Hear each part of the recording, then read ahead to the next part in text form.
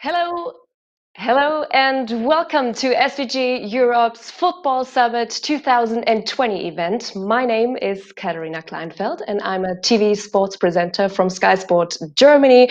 And as some of you might have figured already, I'm German, so herzlich willkommen. Schön, dass Sie mit dabei sind. Ich freue mich sehr auf diesen Tag heute zusammen. Usually, you might see me at Sky Sports Germany talking about FC Bayern Munich getting the 8th time in a row Bundesliga champion, or leading from one game to another during the Handball Bundesliga conference. However, not quite much is quite normal these days, right? So what I did the last few months was talking from one living room to another, doing virtual interviews with handball and football Bundesliga players, and yeah, kind of getting closer, even though we had to keep social distancing. And I guess all of you can relate, right? All of us by now know our colleagues' decorations preferences. And yeah, it was a very, very special time. So still nothing can beat a face-to-face conversation or even a stadium atmosphere while a live sport event is going on.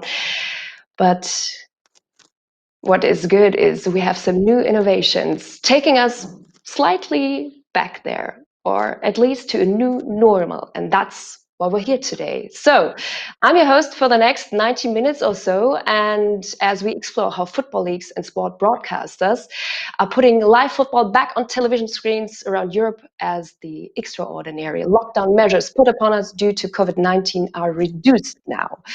I'm joining you, by the way. We are a cloud-based vMix and singular graphics platform, which is being managed by SVG and technicians from Sky. So thanks, guys, because without you, this would not be possible. Also taking place right now, which is really important, is the Football Summit 2020 Zoom Watch Together. And some of you might be already be in there, but if not, check your emails for the link invitation. It's hosted by SVG's Ken Kirschbaumer, and it will be live for the duration of the whole event, and is where you can go meet and discuss with the sponsors during the event, during our halftime break, and extra time we have added after the event. So see you there too. And if you're Twittering, don't forget to use the hashtag Football Summit 2020. So Football Summit 2020 will explore how TV and OTT broadcasters are attacking the business end of the football season with the Bundesliga, La Liga, Extraclasa, and the Premier League back in action and Serie A now ready to restart. Today will allow the broadcast community to share what they have learned over the last few months and discuss how they are getting great coverage of matches to air without fans in the stadium while maintaining the safety and health of staff and crew. In the last few weeks alone, we've seen some real innovation both on and off screen. Sky Germany was brave enough to be the first to try simulated audio, for example, which has since been copied by many other broadcasters. In La Liga, virtual supporters have been added to match coverage, and there also have been an acceleration of remote production strategies and, of course, a complete overhaul of the stadium and compound working arrangements. All of this will be discussed today.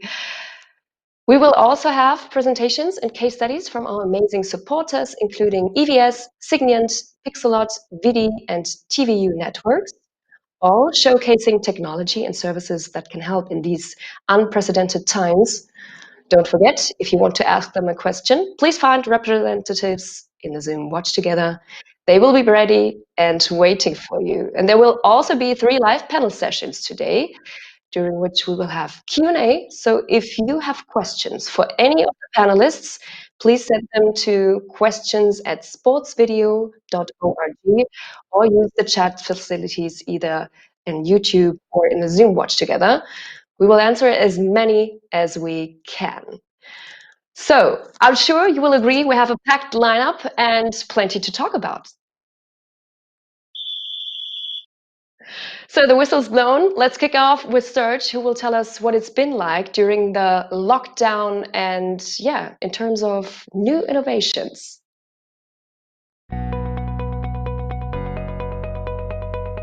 Welcome to this online SVG Football Summit 2020.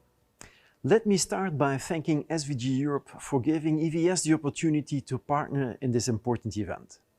Sport and football are at the heart of what we do at EVS since 25 years, and it is our ambition to continue helping all of you creating those great productions and creating that emotion that fans are hungry for. It is clear that due to the COVID-19 crisis, the world we live in has changed dramatically. Some of you operating OB events suddenly had to stop all outside broadcast activities. Those of you operating broadcast centers had to rapidly adapt to the fact that most of your workforce had to work from home and had to cope with an increased demand for news coverage of this pandemic. What we all have in common is that an important part of our revenue stream disappeared and that we had to take new measures one way or another to limit our outgoing cash flow, and that in order to get us through this worldwide crisis. Fortunately, we start to see the end of the tunnel of this COVID-19 crisis. At least this is the case for Europe, as the World Health Organization reminded us just recently that the situation in the Americas, and especially in Latin America, is still not under control. With various competitions starting again like Bundesliga, Extraklasse and La Liga, to name a few, we all hope that we can start producing great content again. But the current situation to play football behind closed doors is bringing new challenges that we will be addressing today during this online SVG Summit. When I look to the industry colleagues like Jamie from BT Sports, Alessandro from Sky Germany, Tim from Sportcast and Marcin from Extraklasse Live Park, I'm sure this will be a very interesting and very lively session. I trust you will hear some interesting answers today on questions like how to cover a live match without fans in the stadium, how can you create that atmosphere and create that emotion, how to improve in those circumstances the interaction with the fans, how to create that wow factor before and after the match, how to make sure that all of your production staff can do their work while staying safe, and last but not least, how to cope with the bottleneck that is in the making. So again, I'm sure that this will be a great summit, and I trust you will pick up a few ideas that you will be able to implement soon. But before I leave the floor to my fellow speakers, allow me to give you an update on what we at EVS have been doing since that famous Friday, March 13, when most of us in Europe went into lockdown.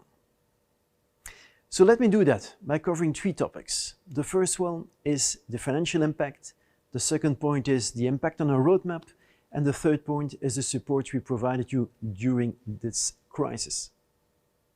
First topic I want to address is the financial impact this COVID crisis had on EVS.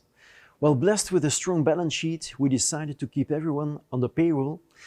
And in those circumstances, you can really fully appreciate the value of having no debts and having a strong cash position.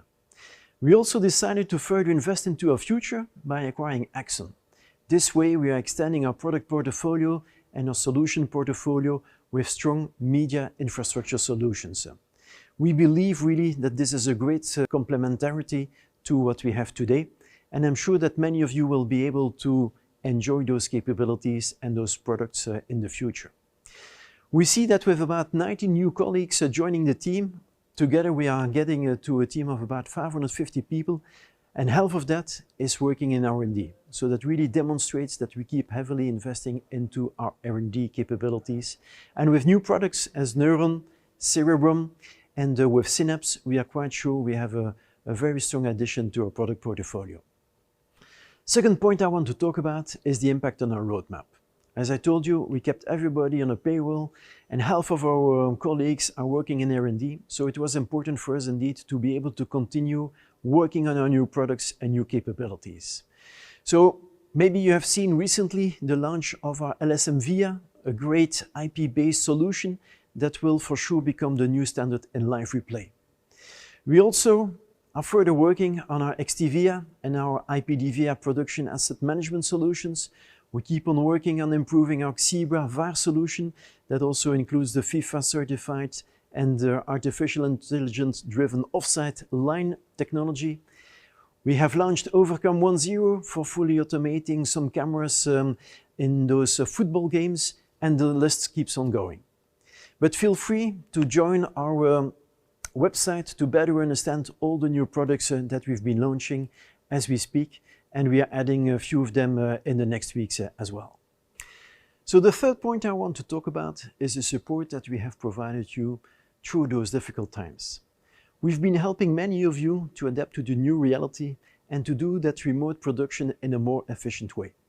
We have helped in different ways because there are different ways to do that remote production. And all the lessons learned of those different interactions with all of you, we have been gathering them in a new initiative that we call Live Production Anywhere. So if you want to learn more about those capabilities, please visit our website. We have great information over there that really will help you streamline your organization, streamline your operations, and be more efficient in that remote workflow. So let me come to the conclusion here. The world has changed due to the pandemic. Your way of producing those sport events is changing, and you need to adapt to face the new reality. Now, however, that three things at EVS did not change. First, sport and live production keeps being at the heart of what we do. Second, we have an ambition to continue to be your reliable technology partner to create that return on emotion. And third, we will keep on listening to your requirements and expectations to create those new solutions and workflows you need to increase that level of emotion while also keeping your total cost of ownership under control. So let me say how proud we are at EVS of the role we play in this great sport broadcast industry. We look forward to the future as we know better times are coming again. Thank you for listening to this introduction, and I'm happy to leave the floor to our SVG Europe colleagues.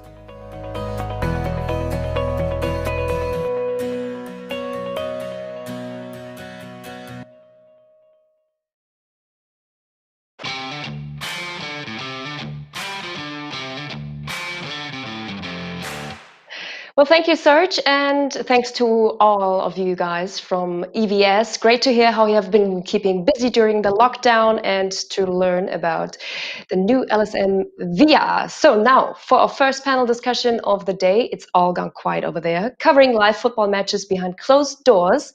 Don't forget, if you have any questions, please put them in the chat or email us with questions at sportsvideo.org. We will try to get as many of your questions answered as we can. So before we start now, let's hear from our session sponsor, Signiant and John Feingold. Hi, this is John Feingold, and I'm the Chief Marketing Officer at Signiant. I want to thank SVG for pulling this event together. Certainly wish we could be doing this in person and look forward to a day when we can be back together, networking, connecting, and having live conversations, but alas, here we are. I wanted to also point out that, as a sports fan and as someone who works in the industry, really excited to see all the creativity and innovation that's going into bringing sports back safely.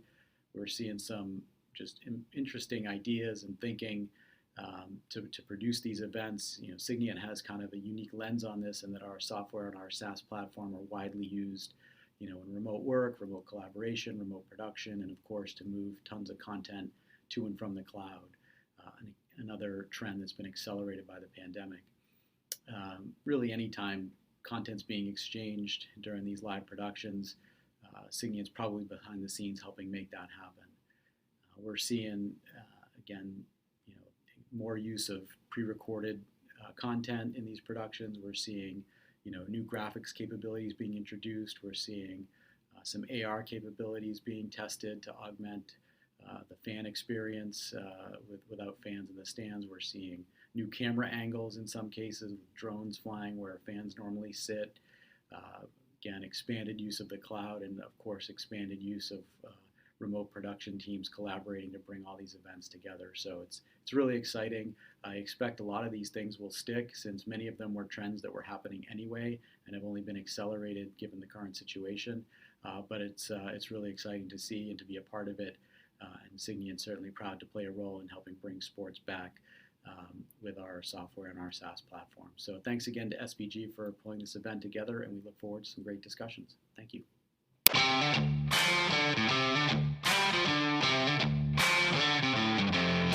Yeah, we're looking forward to it as well. Thank you, John. And now let's start with first session, which is called It's All Gone Quiet Over There, covering live football matches behind closed doors. And while fans of Borussia Mönchengladbach and Brighton and Hove Albion have created cardboard cutouts of themselves to fill the terraces of the Borussia Park and the Amex Stadium, most football grounds in Europe still remain empty during football matches restarting again.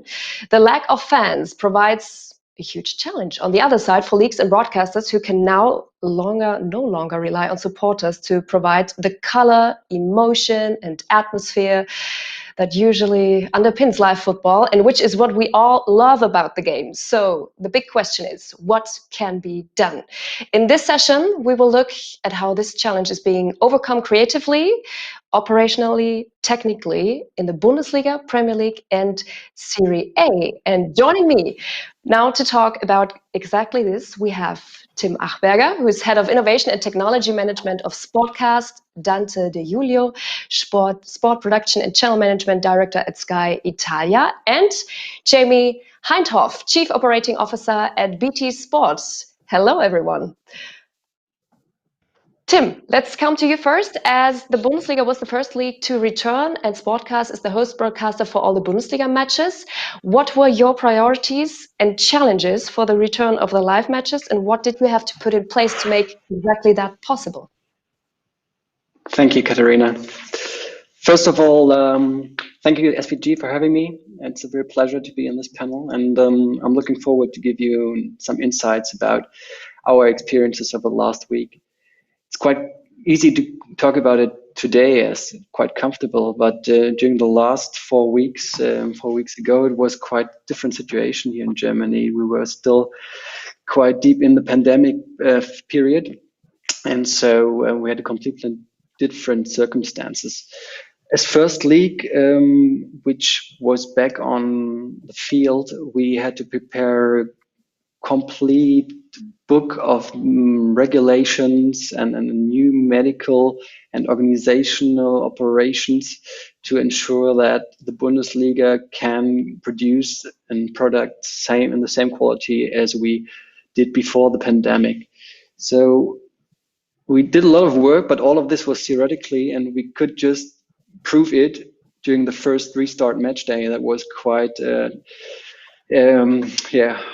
quite surprising for every one of us, and therefore we really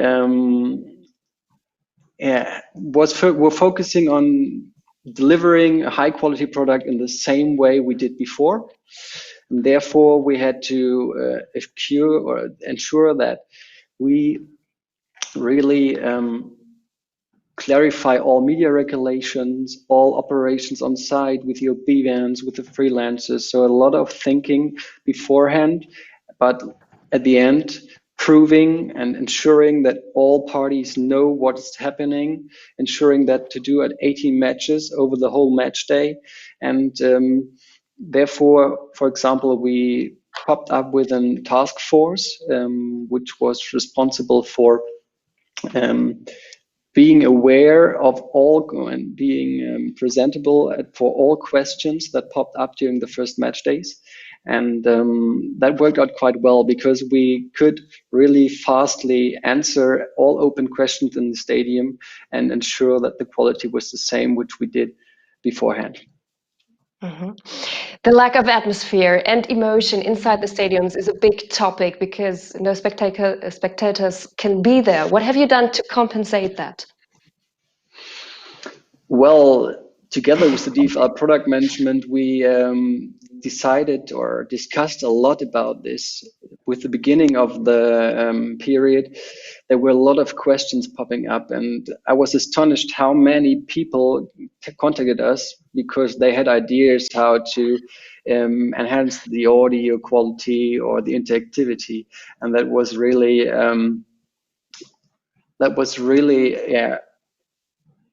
an experience I didn't expect. So from this point on, we talked with a lot of providers, especially in the field of audio, to assure that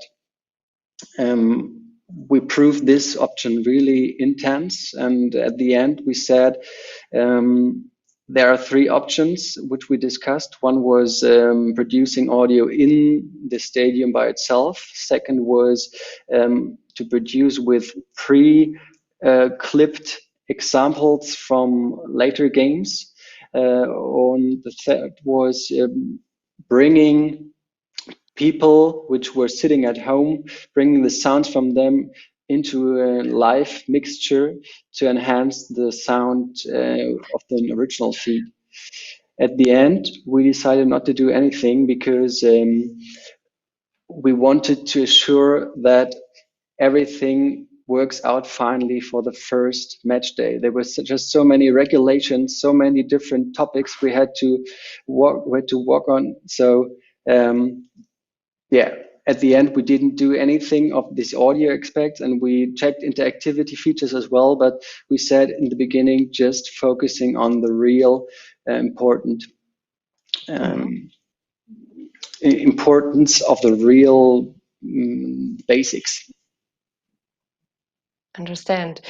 So you were talking about mainly the audio now. It certainly might have been possible to add other elements to augment coverage, but it was decided not to. Why?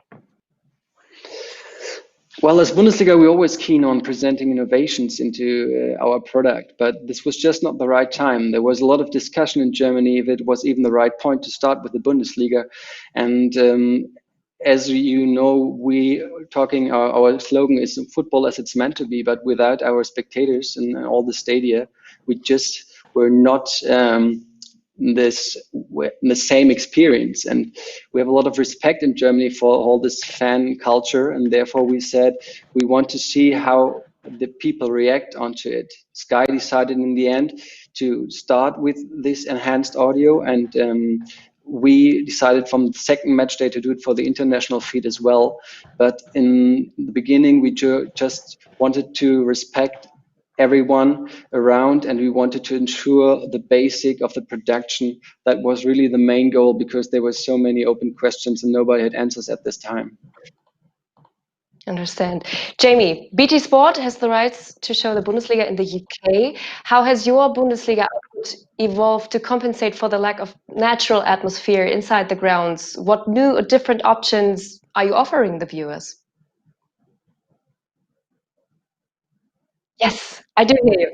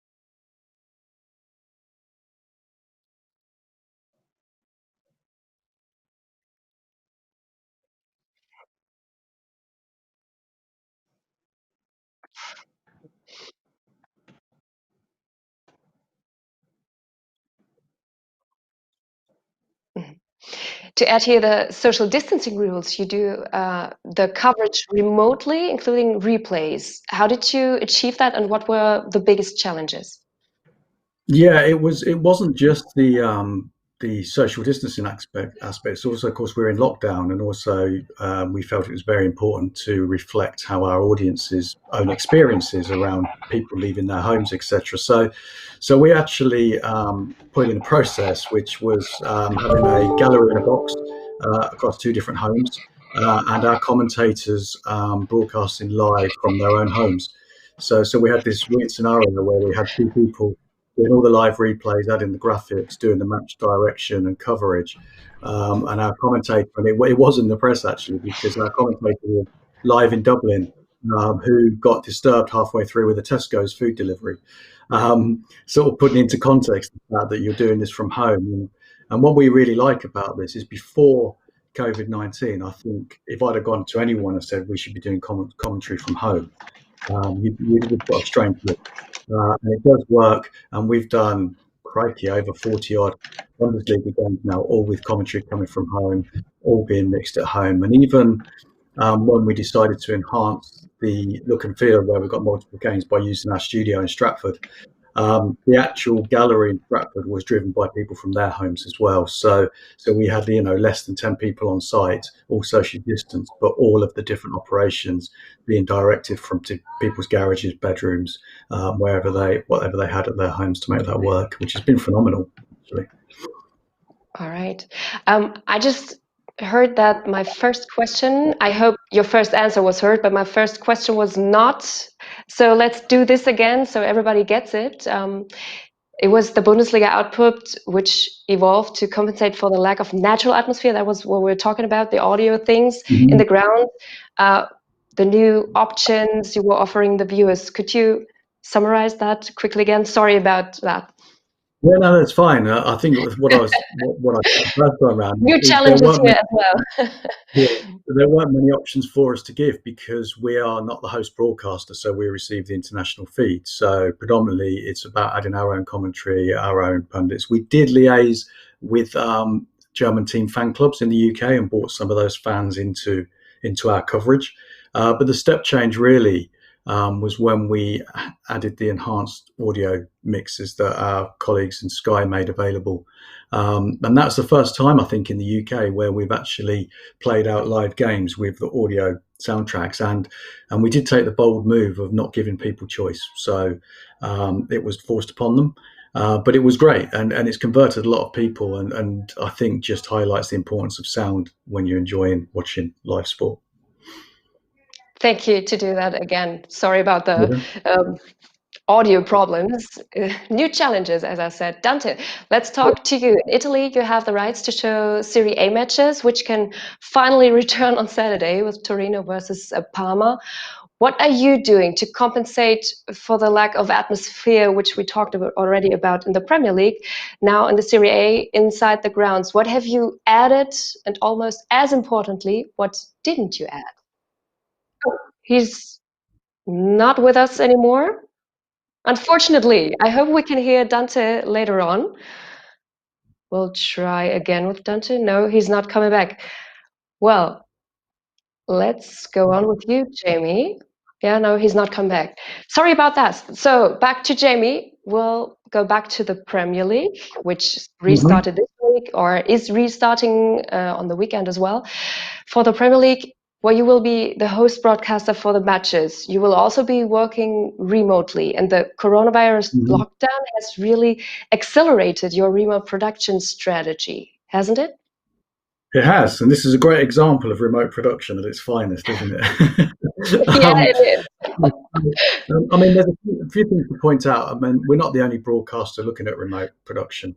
And we also had a very clear roadmap with remote production. So we've been doing the National League and WSL for over a year, over 4G and broadband, etc. So we had some learnings and we had a very clear plan. We've gone on record that we believe remote production is the right way in the future for many, many reasons, including helping keep our planet alive, as well as creative opportunities, diversity, inclusion, etc. Not about money.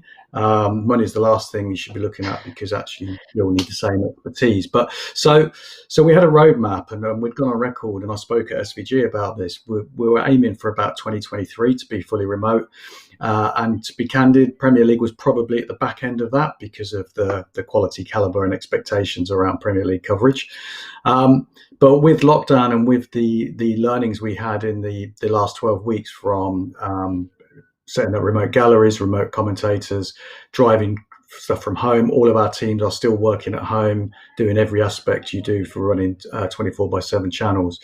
We decided now was the right time to put our staff safety at the top of the list and to accelerate our remote production plans to minimize the number of people that need to travel and the number of people that need to be on site. So we are, you're right, the Premier League launched last night on Sky. And it's great to see it back.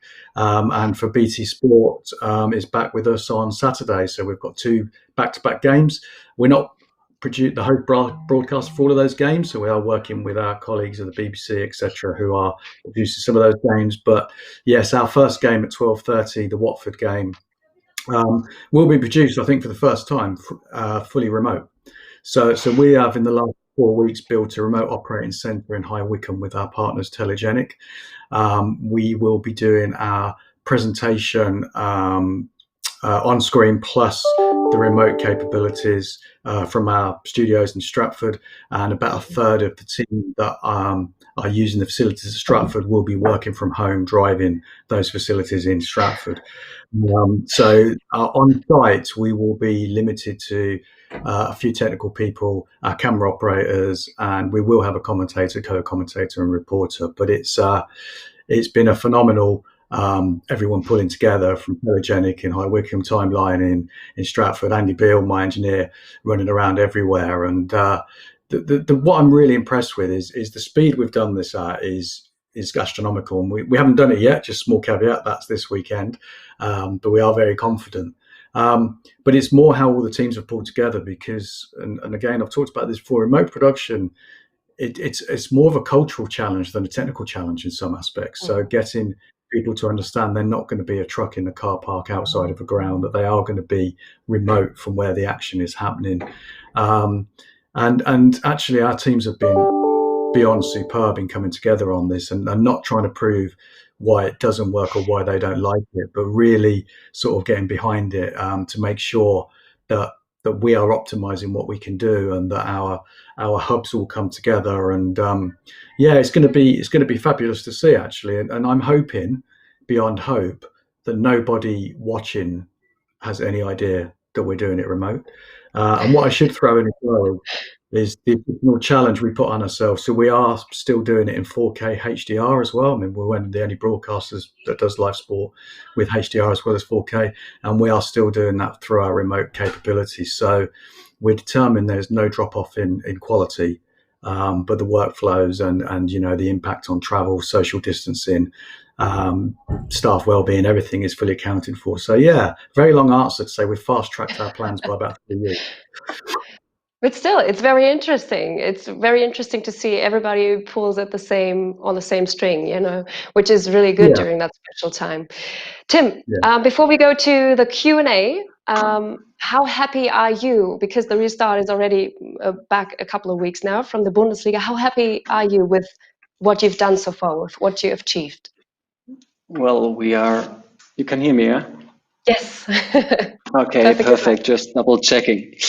In general, we are more than happy. As you can imagine, all 7 match days went really well for us, including the DFB Pokal semi-finals. We had about 130 matches now, and all these could be produced under this medical and organizational regulations of the COVID period. So we are really confident that we can do this for the upcoming matches as well. And then we are really proud that everything went well so far with the production.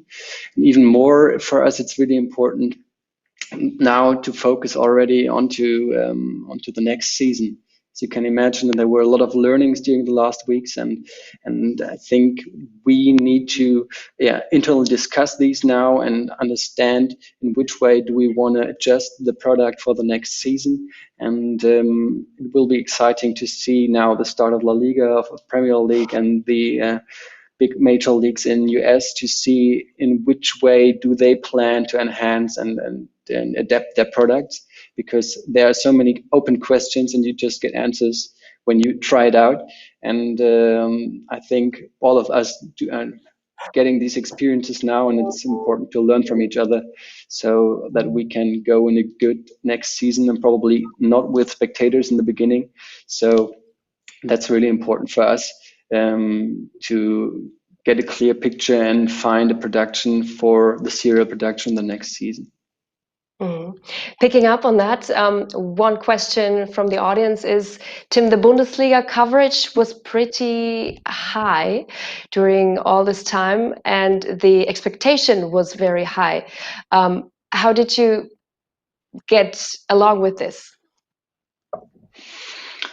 Well, it was even more pressure in this tense atmosphere. I mean, as I said before, we were the first worldwide league, and therefore when the Germans they are used, or they are known as really precise, and we discussed it and then really defined all procedures and processes, and we tried anything that was possible to let it happen, and fortunately everything worked out, and there were all teams could play and everything worked fine. So we were really happy that we could provide the product from the beginning to all national and international licensees, and that we were really happy.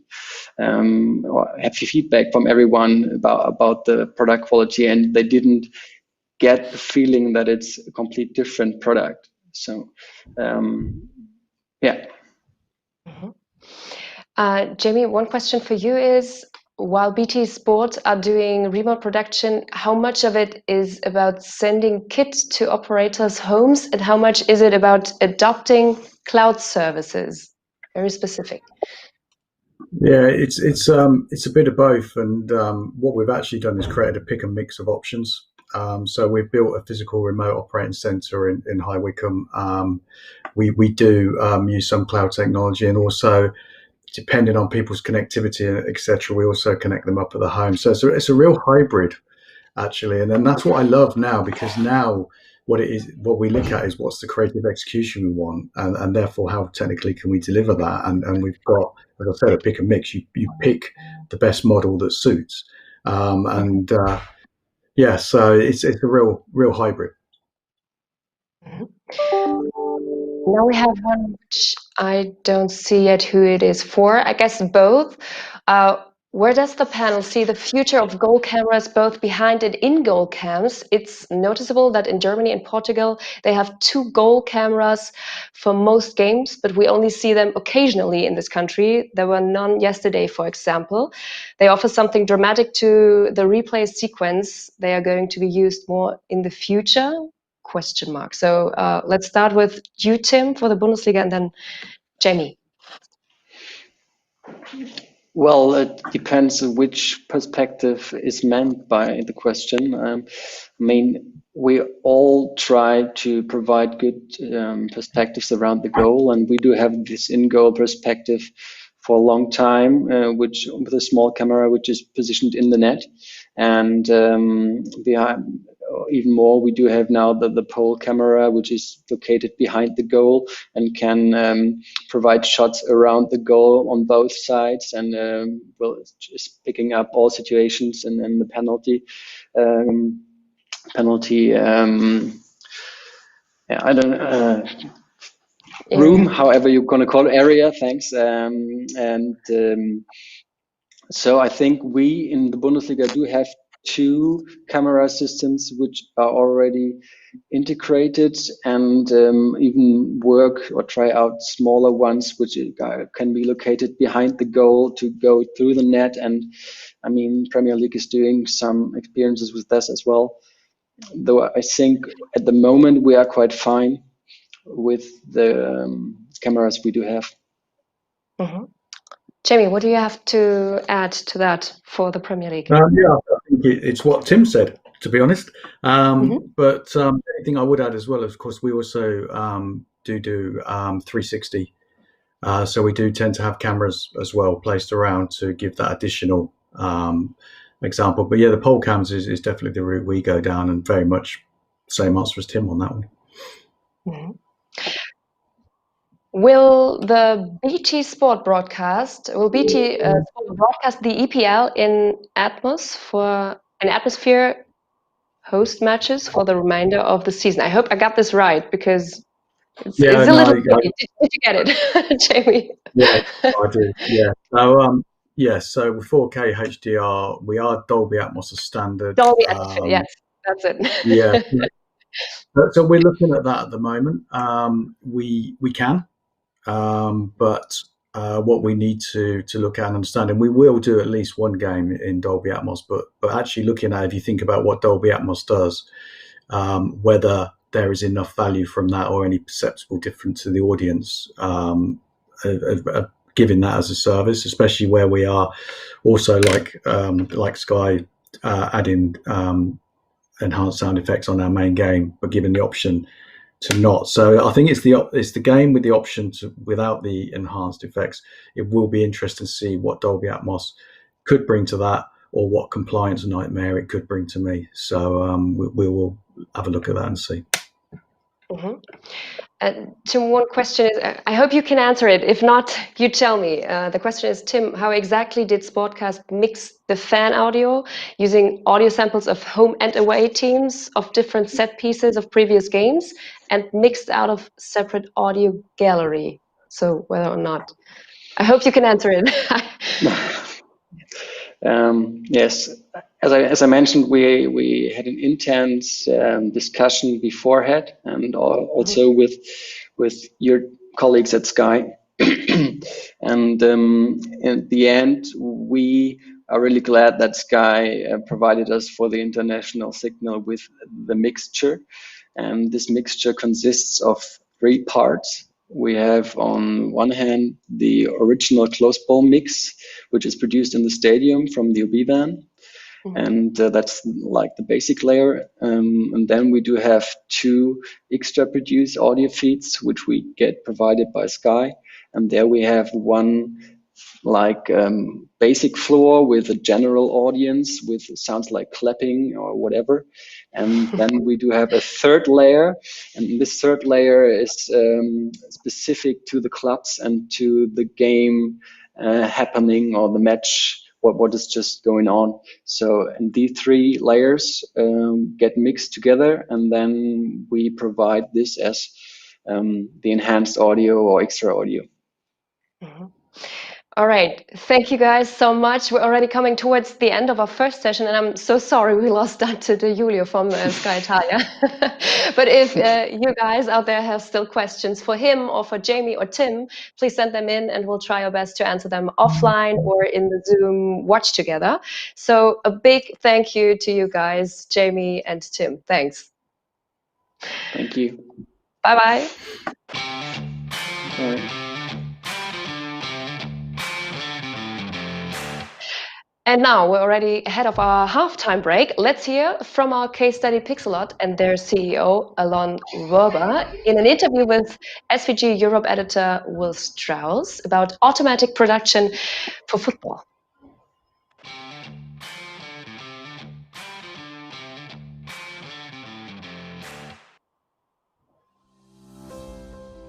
Sports. It's more than just a game. Live sports coverage brings communities together.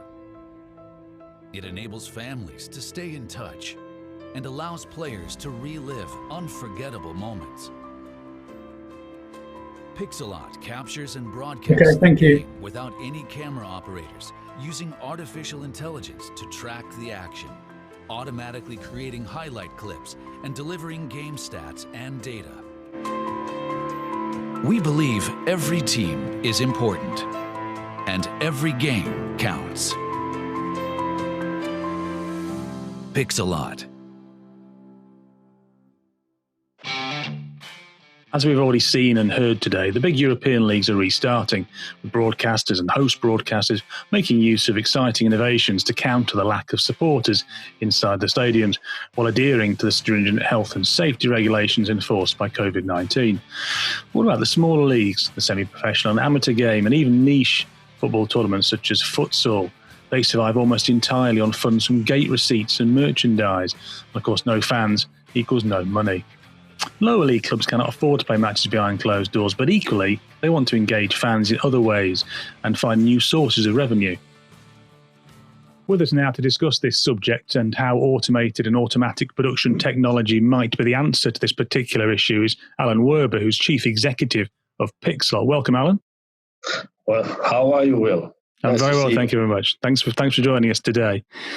Now, with matches being played behind closed doors, enabling clubs to capture and stream their games remotely and cost effectively could be critical in helping them to reach their community and their fans. And I know from my own experience as a supporter of a fifth-tier football club in England how important this is. So, Alon, what's your take on the current situation, and why do you think automated production solutions could be the answer? I think the outcome of the pandemic, there's two critical consequences to the pandemic. One is safety. And as sports tries to resume, and it's critical for everyone, for federations, for clubs, for leagues, for the nations to resume the sport, it's clear that at least in most markets, there'll be constraints about fans coming in to the fields, either completely closed door or very considerable limitations. This is one aspect. The sport will resume without fans or limited fans in the venue, safety. The other consequence is also clear to everybody.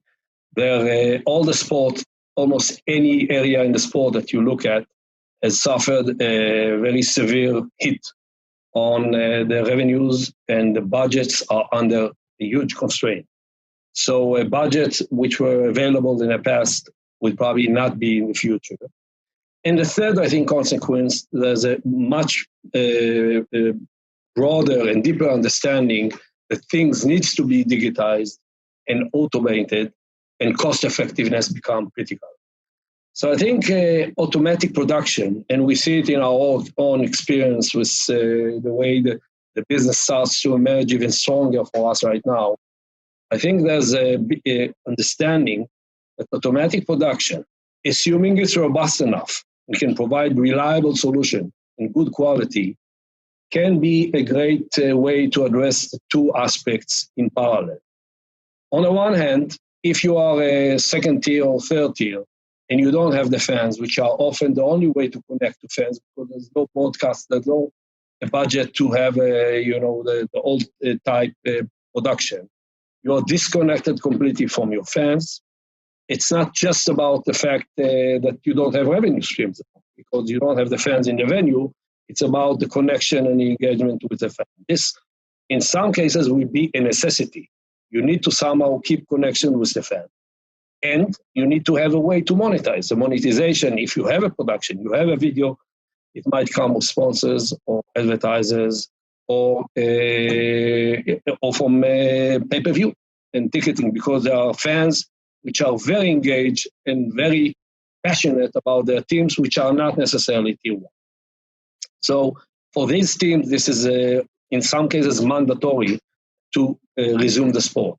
But even for tier one teams and leagues, some of them will still have the budgets, and that's fine. But many of them, Division One leagues all over basketball, all over Europe, I'm not even talking about women's sport, even Division One, they will need to be much more cost conscious, and they're looking for good solutions that can still bring good experience to their fans, and sometimes even better experience, because the AI and automatic production, since you follow the moving object, it lends itself much better to social media and to short clips and post products after the game, including stats collected automatically, etc. So in a sense, I think it will accelerate the adoption of a technology like ours, and other players which are automated, AI, robust, and in good quality, because quality is still important.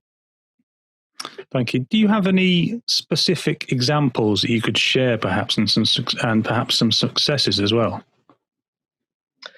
Of course, even before the scenario I'm just describing, which is the post-COVID, we saw the constraint, I think there's a broad understanding that automatic production can be a great solution to bring much more video and much more leagues and much more sports into the spotlights. And video is not just about the fans. Systems can serve coaches, in some cases where it's relevant, even create new revenue streams like sport betting. And if we look at 2019 for Pixelot, around 100,000 games were produced live in soccer alone. We're talking about soccer mostly. We look at all our productions, there are much more than that, but in soccer, 100,000 games. We have covering the FMF, for example, the second league in Mexico is covered using our broadcast. sometimes there'll be a more advanced production or higher cost production, manual production for the main game, but all the other games are produced this way. We have more than 70 leagues covered with our partners in Germany, 70 or 18 in Germany, in Italy, some leagues, in France, in Belgium. Women leagues, a lot of women sport which was not covered at all in soccer are covered today. Even we just signed a deal lately, which will be hopefully after the pandemic, which will start to operate for the first professional soccer league for women in Argentina. We lately signed a deal, high-profile league in SPFL in Scotland to produce everything automatically, the second league in Scotland, for both sport betting purposes, but more for the fans as well. So we see it going downwards to lower leagues, but also to main leagues of women, and in some cases even tier one. Again, the main games might be produced still manually with an obi-wan and many camera people, but we can provide services even with multi-camera. So I think this is in essence the future, because again, it's not just about the production. It's about the fact that there is data. We all track the moving objects, so we can create some stats based on the same production. We can create personal highlights, game highlights, and stuff like that. Thanks very much. Just finally, what advice would you give to, be it a federation, a league, or a club, or anyone thinking about adopting automatic production technology for their football coverage? I think, of course, it serves us in a way, but I really believe that it's critical. I think that seeing a product, demonstrating a product that does some automatic production is important. The quality of the video is important, and the quality of tracking is important, but it's only a small fraction of what they need to consider. They need to make sure that whoever provides a service, the service reliability is very, very high. It's typically critical. They want to make sure the SLA, that whoever provides has the scale and has the automation to deal with all kinds of aspects which might go wrong in technology, and everything is handled automatically with fallbacks, because stuff will happen. And if a company doesn't have a lot of experience in all kinds of scenarios, different lighting conditions, unstable internet, you name it, there's all kinds of issues that can go wrong. And you don't see it when you see a demo of a great system working. So they need to check very clearly before they make an investment, which should save them cost, what type of issues they might confront down the road when there's a lot of games and there's a lot of issues. So one, real scalability, I think, is important. And two, in our business, the volume matters a lot, because when you have a lot of games, we have around 500,000 games in our database tagged already. All the data is there. And the way AI improved itself, this is why it's AI, is because when you feed it more and more tagged games, it will become more and more accurate, will handle more side events. And we see it through our 5 years adventure. We saw up to the point that we have high accuracy and very high reliability in our production and streaming and cloud side, because the cloud is also important. So check all of these aspects, make sure that, and then in some of the cases, it's really no-brainer, because if you understand the installation is simple and you understand the reliability of solution, the marginal costs are by design, by default, much lower, and the options for reuse are much higher because you have the data. This is critical as opposed to regular cameras and broadcasts. So check this all out, and I think whoever won't jump on this wagon will be in disadvantage, even if it's us or even someone else who does good job in this space. This is where things are heading. I mean, as it comes to the La Liga or Championship, still big budgets, even after the pandemic. Maybe they want to get quality and variety, which is even bigger than what we can provide, although we are starting to get there slowly. But this is what I would consider if I'm a league or federation. I would take it seriously. It's not something they need to push another year or two, and it's not big investments. And even the investment that do exist can be, in terms of cash flow investment, can be laid out very conveniently for the teams. Thank you. I think that's a great place to leave it as we're running out of time. Alan, thank you very much for giving up your time today. It's been fascinating to speak to you. Thank you so much, Will, and thank you for having me today. Thank you.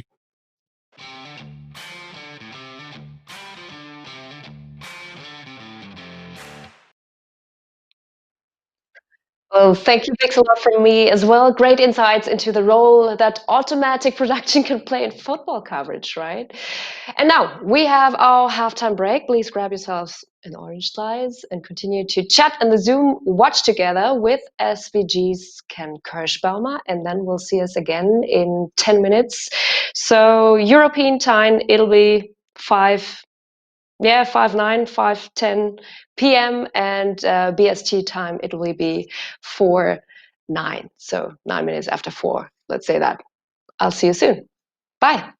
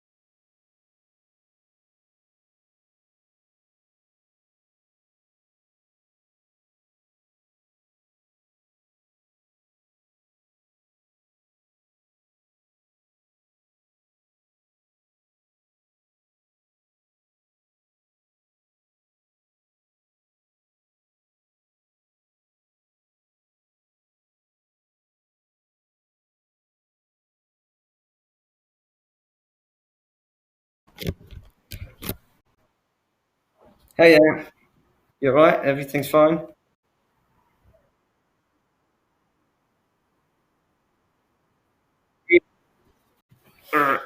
Okay. Did someone drop out of the conversation or? Ah, a very aggressive firewall. That's what you call it. Okay. Yeah.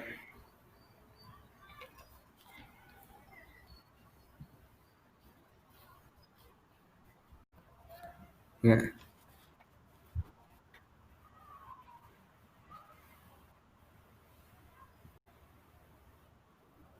Yeah.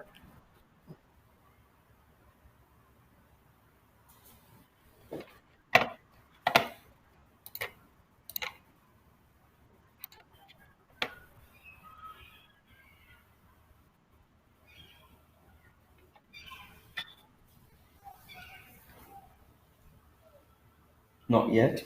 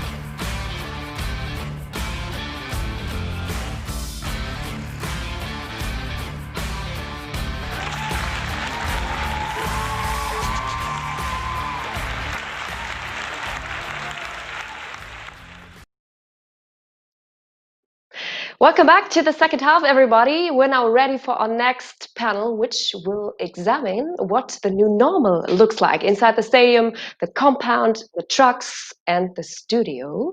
And this will be chaired by SVG Europe editorial director Fergal Ringrose and cover Spain's La Liga, the German Bundesliga, and Poland's Ekstraklasa. So remember, if you have any questions, don't hesitate to send them to us via chat or email them to questions@sportsradio.org. We will try to get as many as we can. Before we hear from the panel, please welcome the session sponsor Robert Oswald from Vidi.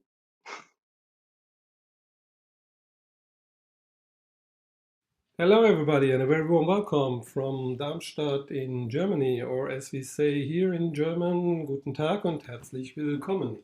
My name is Robert Oswald and I am Director Event Services with Vidi in Darmstadt. Since 5 years we are now gold sponsor of SVG Europe. This year we have the great pleasure to be a session sponsor on the upcoming session held by Tim Achberger from Sportcast.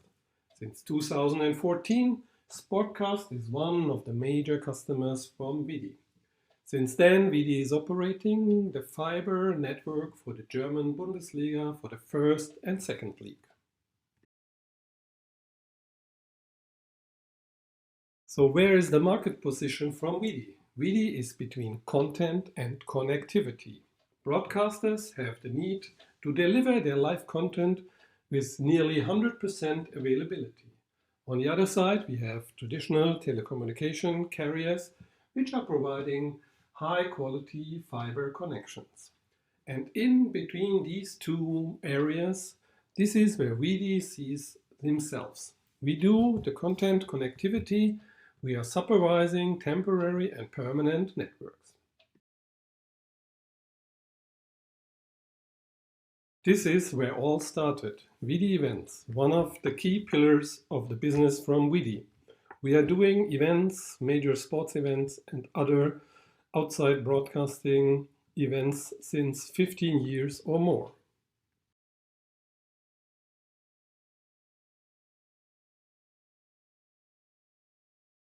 Here you can find a list of references from events which we did in the past. The recent ones were the Rugby World Cup 2019 in Japan for IGBS, as well as the FIFA Women's World Cup 2019 in France for HBS. On both events we connected up to 12 venues with the IBC in Tokyo and the IBC in Paris.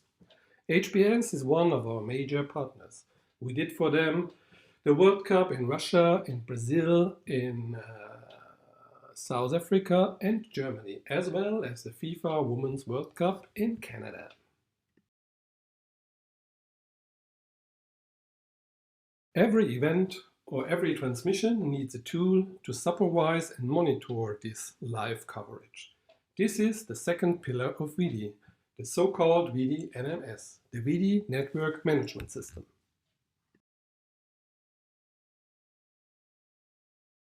The Vidi NMS is our multi-tool for your network management.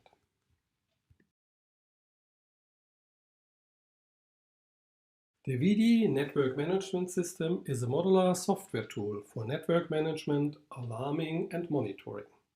It has an open interface for adaptation and integration of third-party technologies, wherever it's necessary.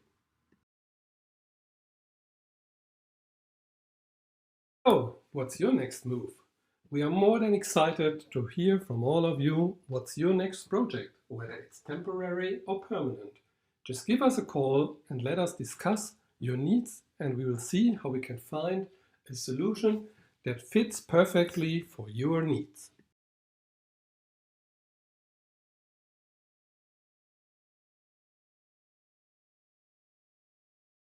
Thank you very much for your attention. For more information, just visit our homepage on the www.vidi.eu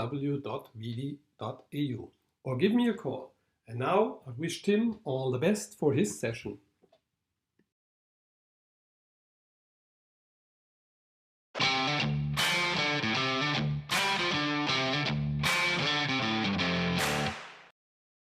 Thank you, Robert. So now let's go over to our next panel, and that's chaired by Fergal.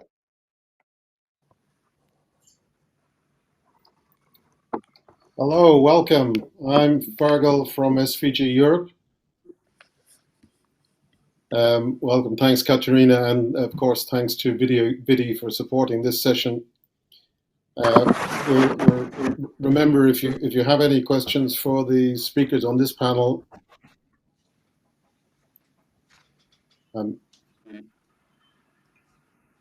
okay. I'm just heard Katerina again. We'll try again.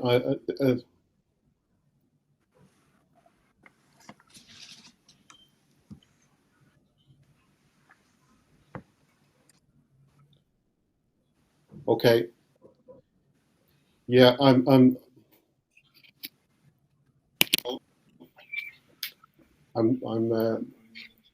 is that better? Sorry, I was hearing myself twice there. Let's. Okay.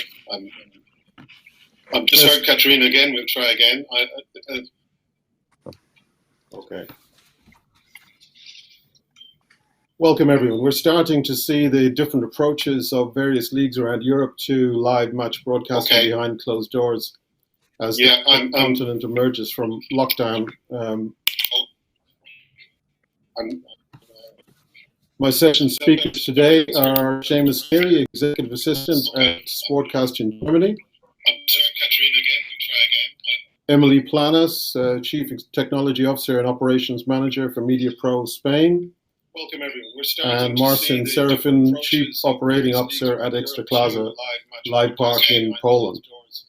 Let's start in chronological order, if we may, with Seamus, with the return of the three leagues. Sportcast is a subsidiary of the Deutsche Fußball-Liga and is based in Cologne. It is the host broadcaster producing World Feed for all Bundesliga and Bundesliga 2 matches. Seamus, we've heard from Tim Ackberger on the broadcast production approach taken by Sportcast for the return of the Bundesliga. This was the first major European league to return, and as such there was no template on how to proceed, especially on the stringent new normal health and safety requirements due to coronavirus.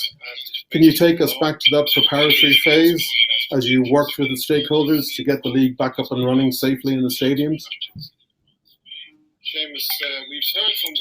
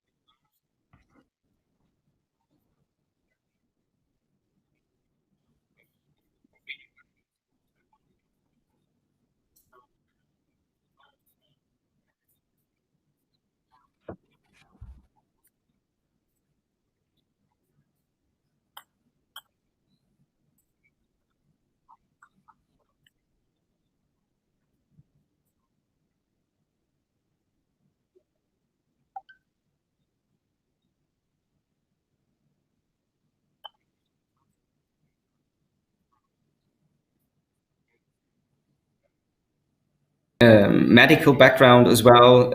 Obviously, the role of Sportcast, knowing about the particular characteristics of the TV, of the media production, having the right access to the technical providers, the freelancers, and last but not least, then of course the role of each club, especially during matchday operation.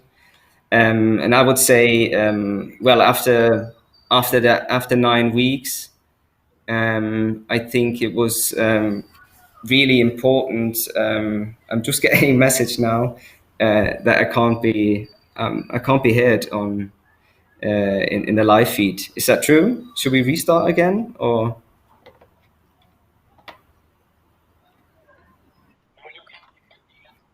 Okay, you can be okay. Sorry. I think we can hear you, Seamus. Yeah.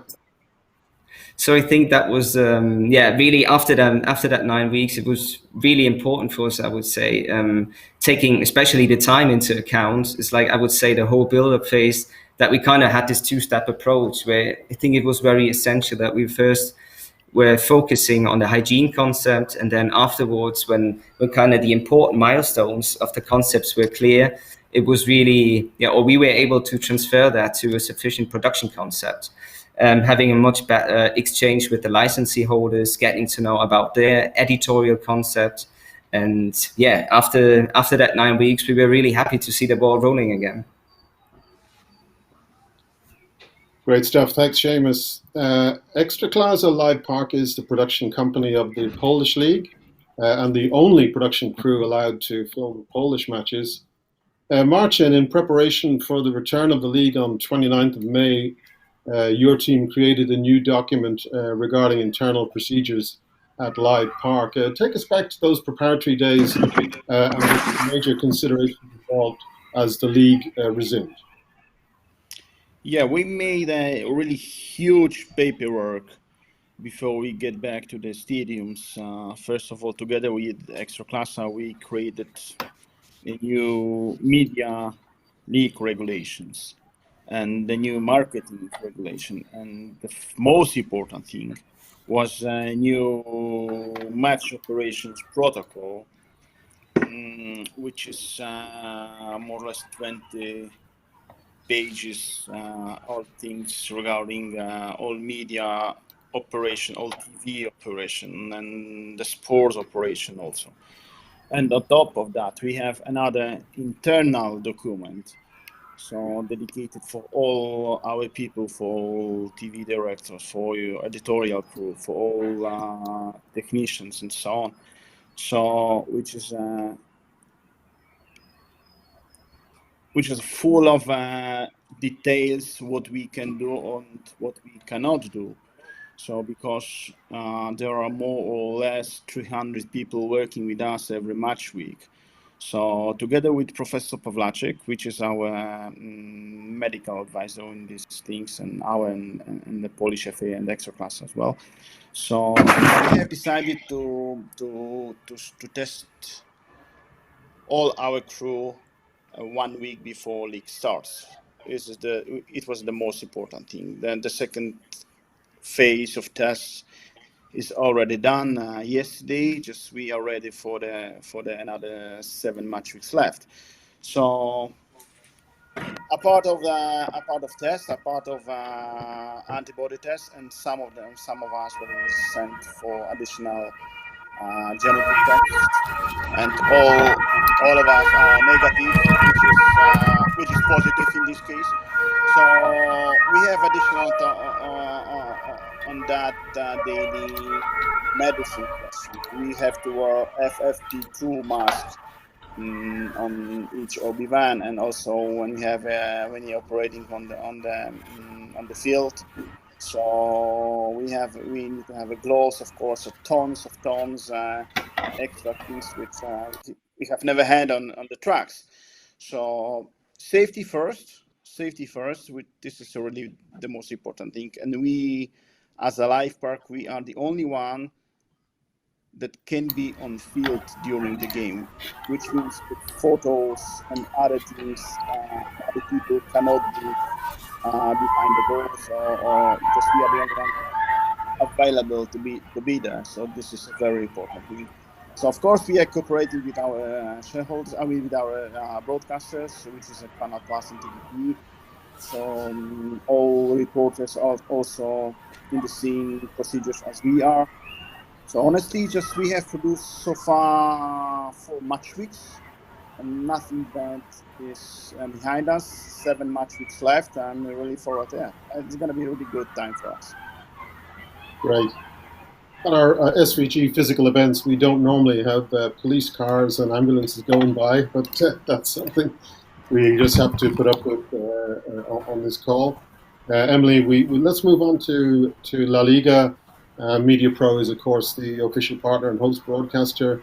La Liga came back 1 week ago, actually, behind closed doors.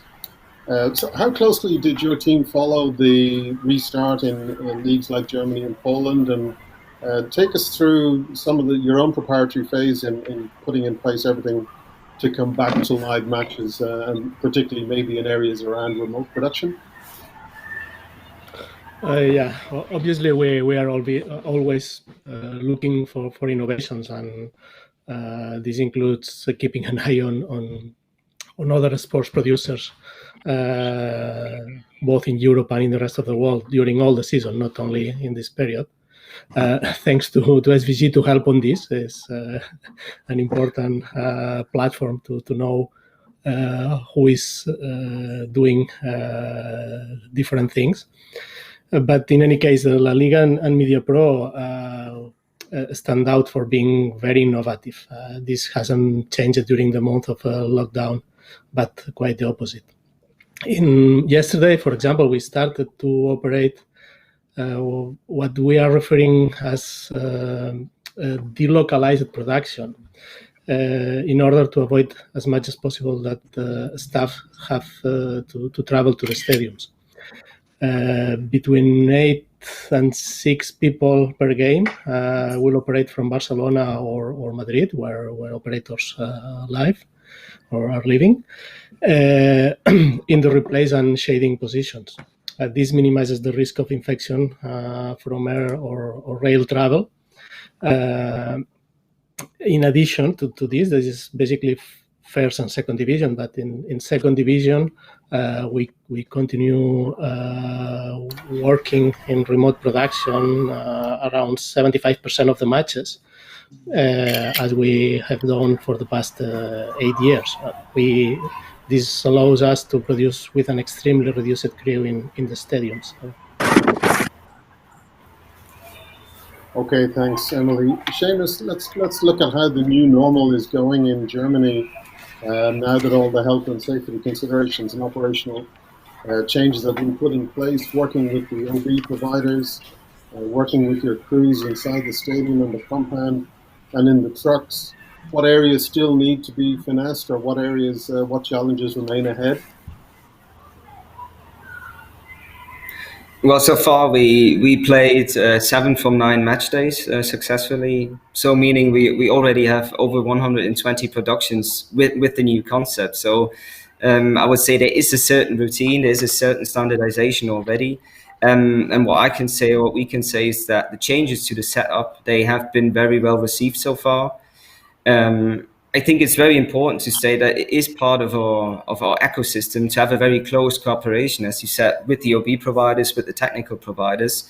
And therefore, we did a lot of, let's say, little things that turned up to be a very profound concept. For example, on an individual level, we analyzed the different room situations. So on every truck, we had a look at the installation of the different partition walls, the seating concept, anything that had to do with the reduction of workplaces. In every production, we have a so-called hygiene tent. That's what we call it. It's a sort of hygiene station, which is on every TV compound to guarantee regular hand washing, disinfection of hands. We provide the necessary hygiene materials. So, for example, the face masks. We also provided new headsets, for example, for directors, the cameraman, the slow-mo operators. And I think it really, sums up that if you really take the general hygiene and the distancing measures as a key, is what you really end up with, that you really focus on the health issues, and then of course you get something that then is very well received by freelancers and by the OB providers as well. At the same time, I would say it was really important that we also wanted to guarantee, let's say, the right individual level or the right individual perception maybe of the security.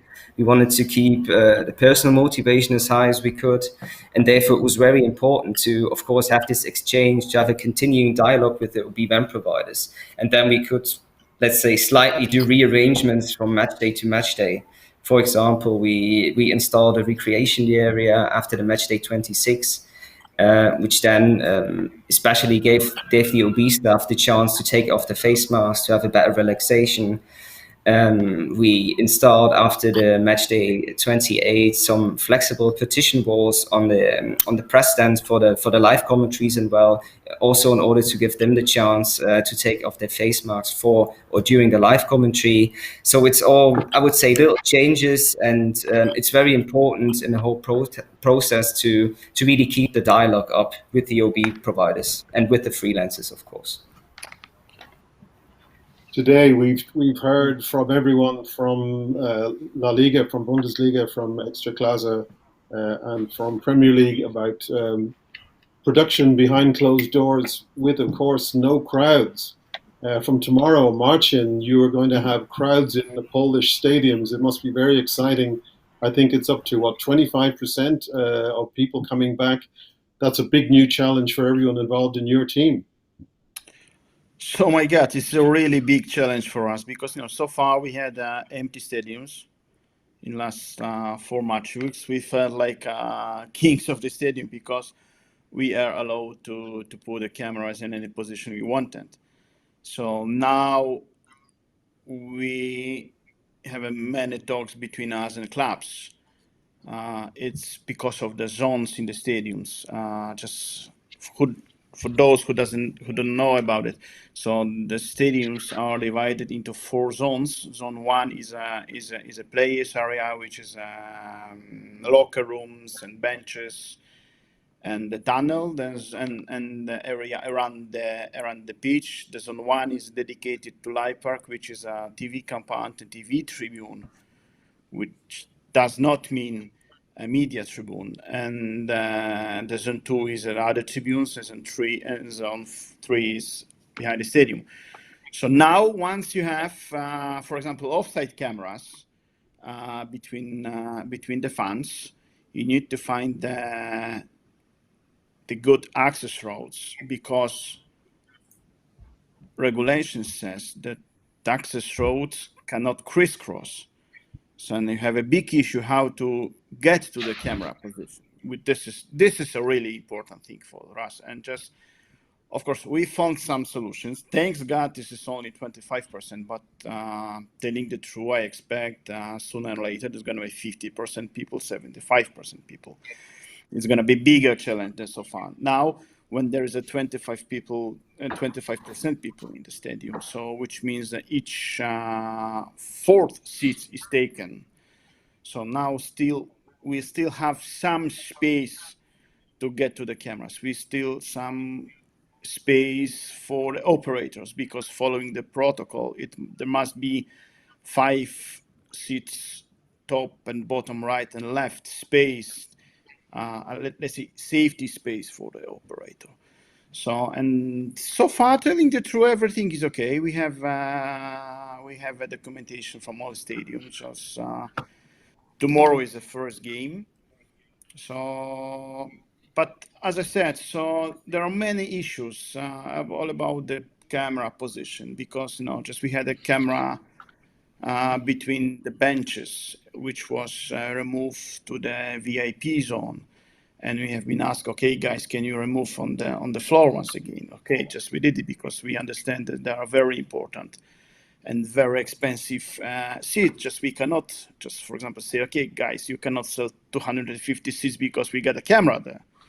So, but just we are part of Extraklasse. That means that we understand what the club's needs are, and we are cooperating together. So let's see what's going to happen. What's going to happen on Friday? But honestly, just I do not expect any turbulences with that. But as I told you, it was a challenge, and it's still a big challenge for us. Well, good luck. That's a great insight. Thanks very much.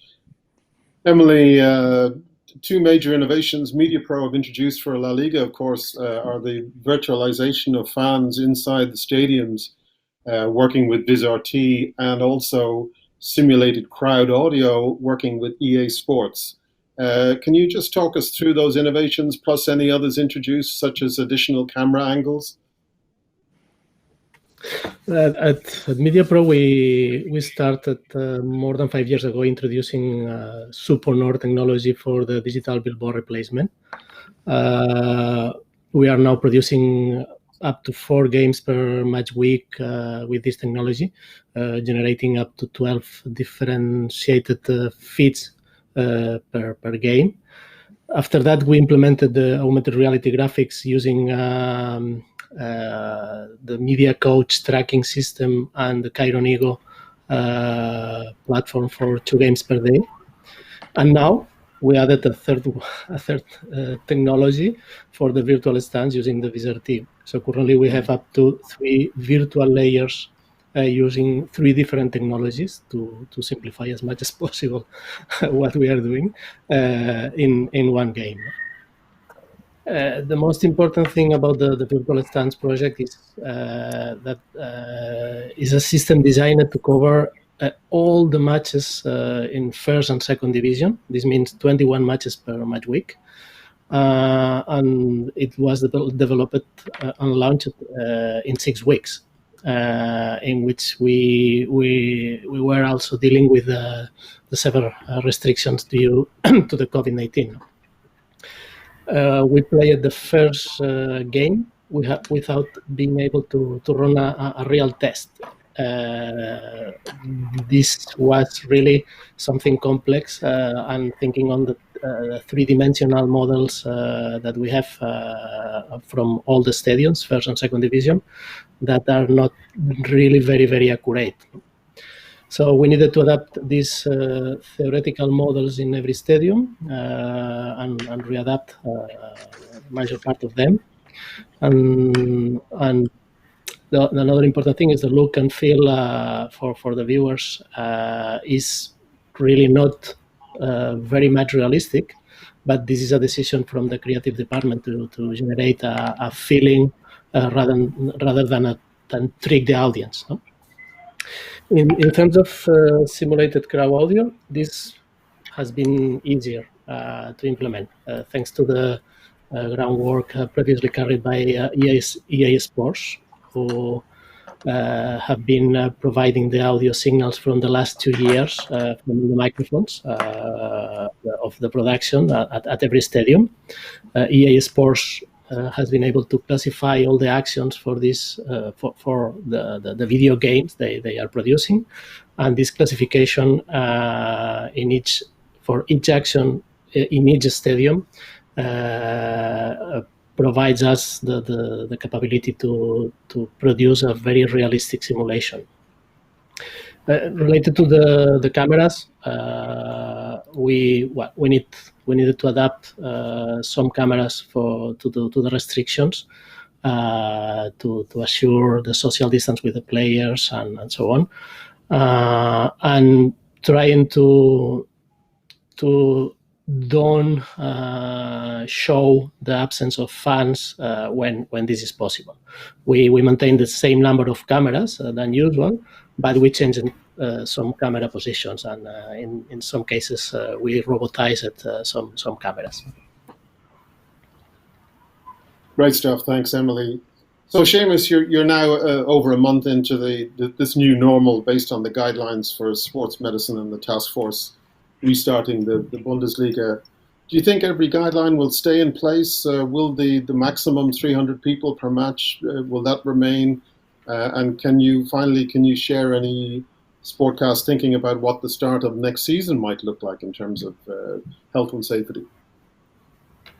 Yeah, I think it's definitely important that the hygiene or the implemented hygiene measures, they were and they still are a top priority for a functioning operation of Bundesliga and Bundesliga 2.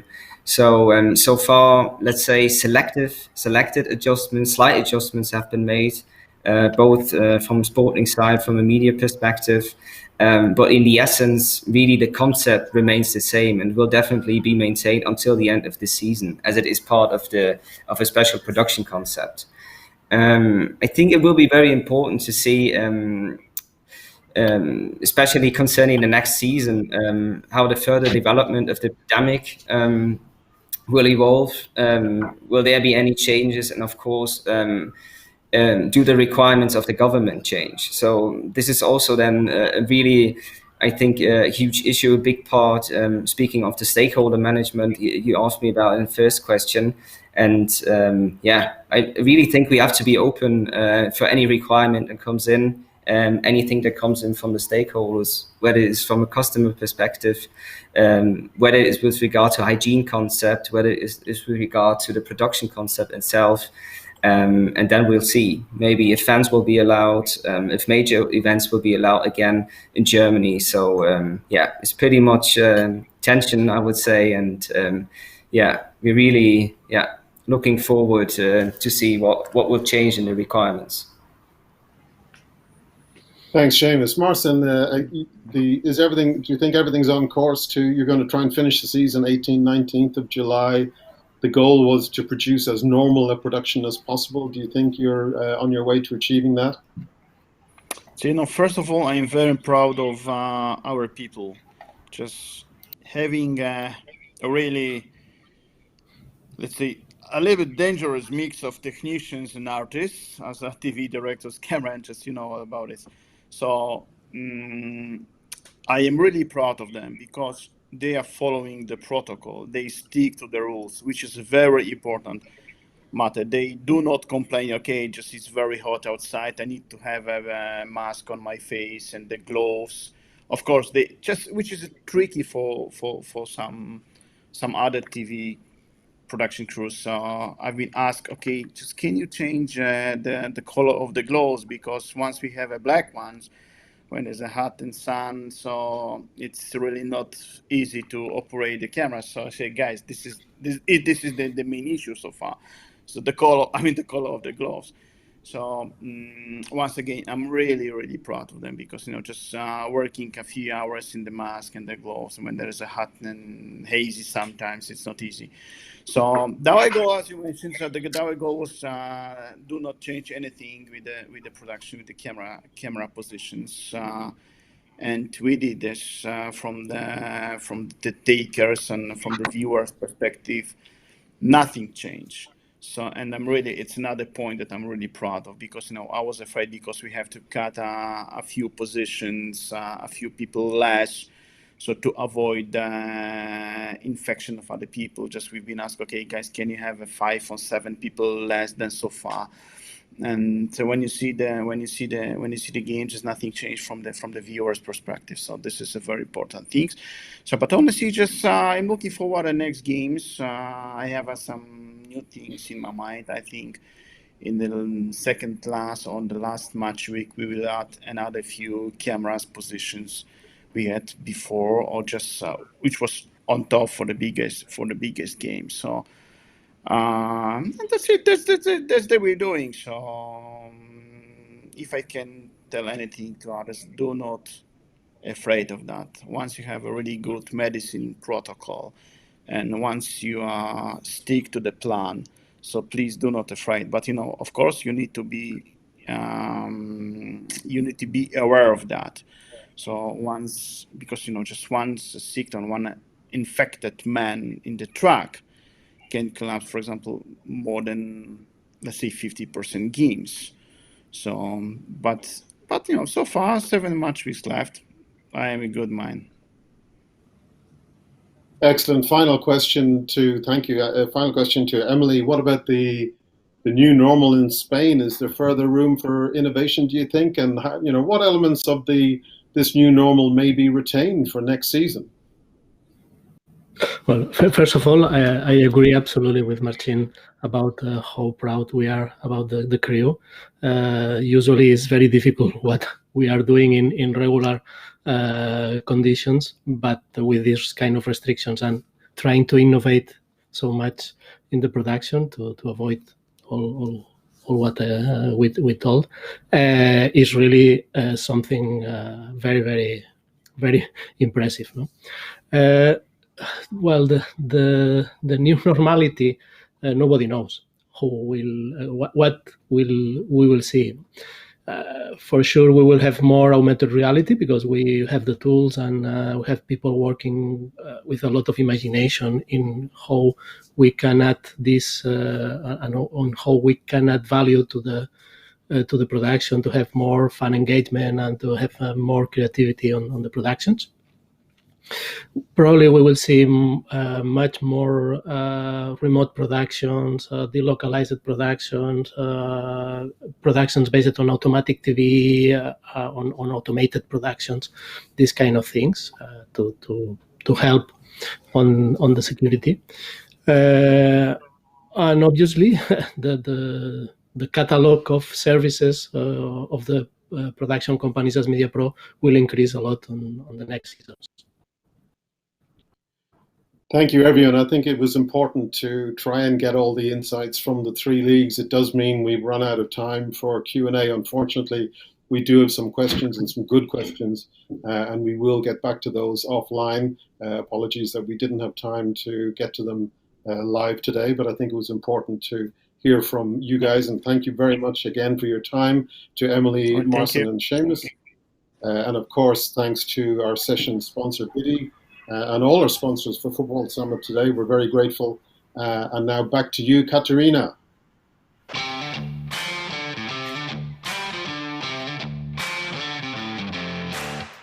Thank you very much, Fergal, and thanks, and big thank you to all the panelists. Very interesting, right? Those insights to hear about the work that was put into because of the health and safety challenges to get live football back on air, and while that, keeping up the quality of the television experience people are used to. Now, let's move on to our second case study and welcome TVU Networks, Unitea, Oriel Ikat, and Matt McEwen with their guest, Jordi Gaya from TV3, and they will talk about fan engagement and connecting fans remotely to live football shows.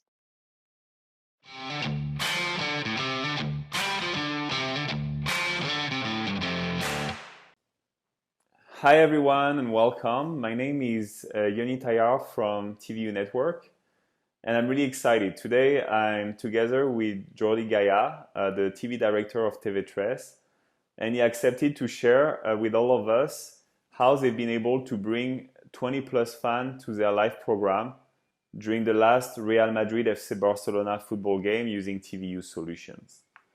Needless to say, for the fan, it's been a pretty amazing experience to be able to be live on TV and social media for almost 2 hours during the whole game.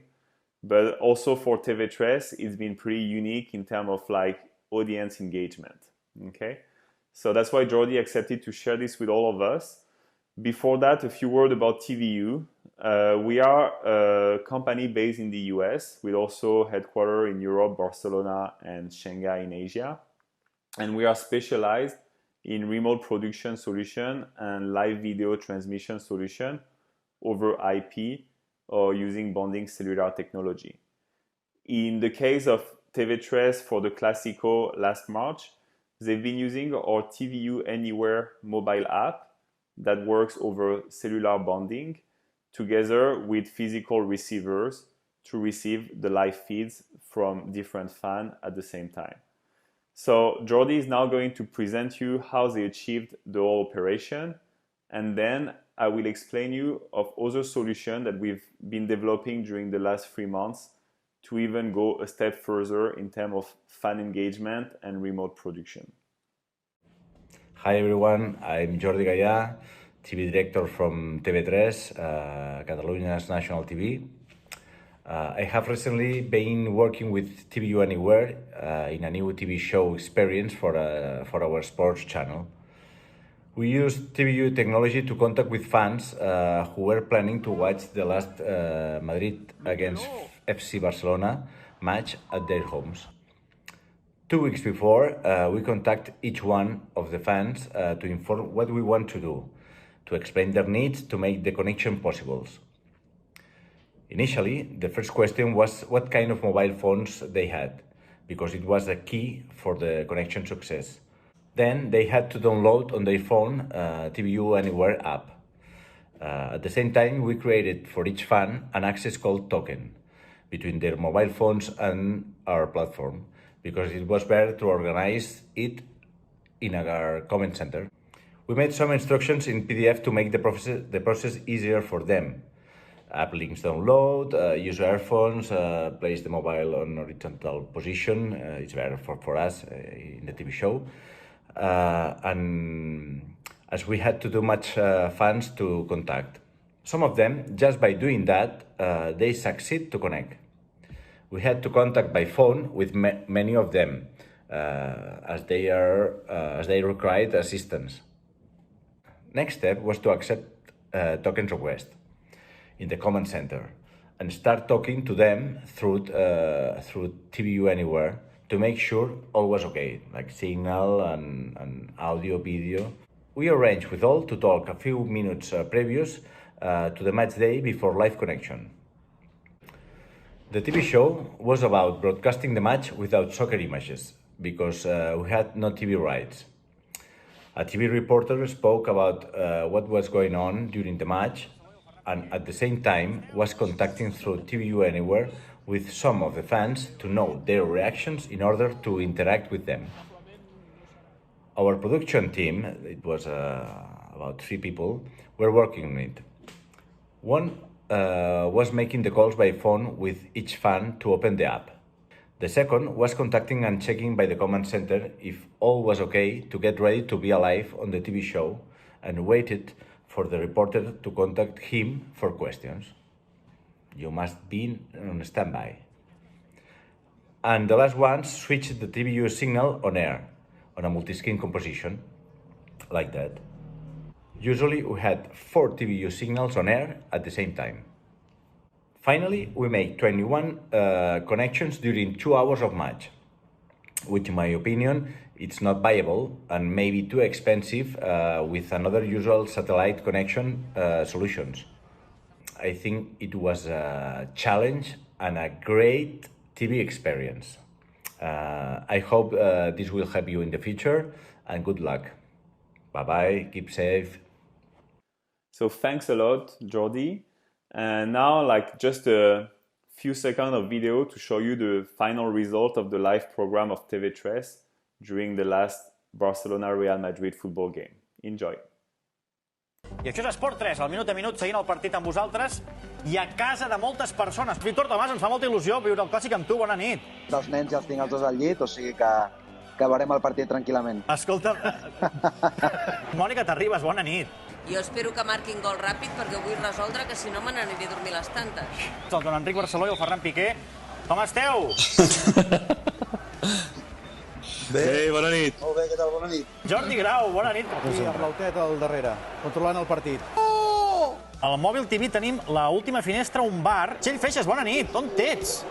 Aquí veieu la gent que hem arribat i estava tot ple i no m'han deixat seure, per tant us seguirem escoltant des de l'hotel. És que és increïble. Okay, so you could see it was pretty fun for the fan to be live on TV. Now I have Oriol Icart with me, the technical director at TVU Network, and he's just going to explain, through a live demo, how TV3 was able to manage easily so many fans at the same time from many directions all around the world. Leave it to you, Oriol. They use it TVU Command Center. Command Center is our cloud system to manage all our equipment. There is a feature inside called token that is a way to create temporary pairing between phones and receivers. To create a new one is as easy to put the name, an expiration date, it means until when this is possible, and all the receivers that are connected to that token. When you have your token, you can send it via email directly from the app, take the number, or just scan directly the code or send it via an image. When one person enters, you could have the access to accept, to deny, or to delete. For TV3, they use it a lot, as you can see, a lot of tokens. You can create as many as you want. All these tokens were one token per one person, and then from my sources, they manage it all, selecting to which receiver they want to use it. Thanks a lot, Oriol. So now I hope everyone that with Jordi's and Oriol's explanation, you have a clear picture on how TV3 was able to bring so many fans live to the program during the last Real Madrid-Barcelona football game. Before closing up, I have a very interesting solution I want to share with you. In the last 3 months of lockdown and now social distancing, TVU's engineers have been working on a cloud-based solution, fully cloud-based, that allowed fans, talents, and producers to interact together in real time with no latency using our cloud-based production platform. We call that features Party Line, and I have our VP of Product Management, Matt McEwen, who is going to give you a quick introduction. It's very useful in today's situation, and I hope you will enjoy it. This application is available on our website, and you can use it for free, at least for 20 hours, to give it a try, and you will see by yourself how incredible the new experience can be. One of the most exciting new solutions being introduced by TVU is our new Party Line function. TVU Party Line makes live production, even for the most inexperienced users, very simple. Party Line uses a familiar interface similar to a standard video conferencing system. Each remote guest transmitting to producer using TVU Anywhere can not only see and hear all the other guests on the TVU Anywhere interface, they can also hear program directors, who may not be part of the broadcast output, and can also see the program output with mix minus. This allows all talent to better interact with their fellow guests, including the ability to see facial expressions and watch program output and/or clip playback. Latency of the interaction is very similar to standard video conferencing systems, so there is no awkward pauses for responses. TVU Anywhere transmission for the program still uses the IS Plus protocol, ensuring the highest possible quality and robustness for the program output. Party Line is the simplest and easiest way to add remote guests to a program with as little setup as necessary. This is why we believe that the function will launch the concept of social production.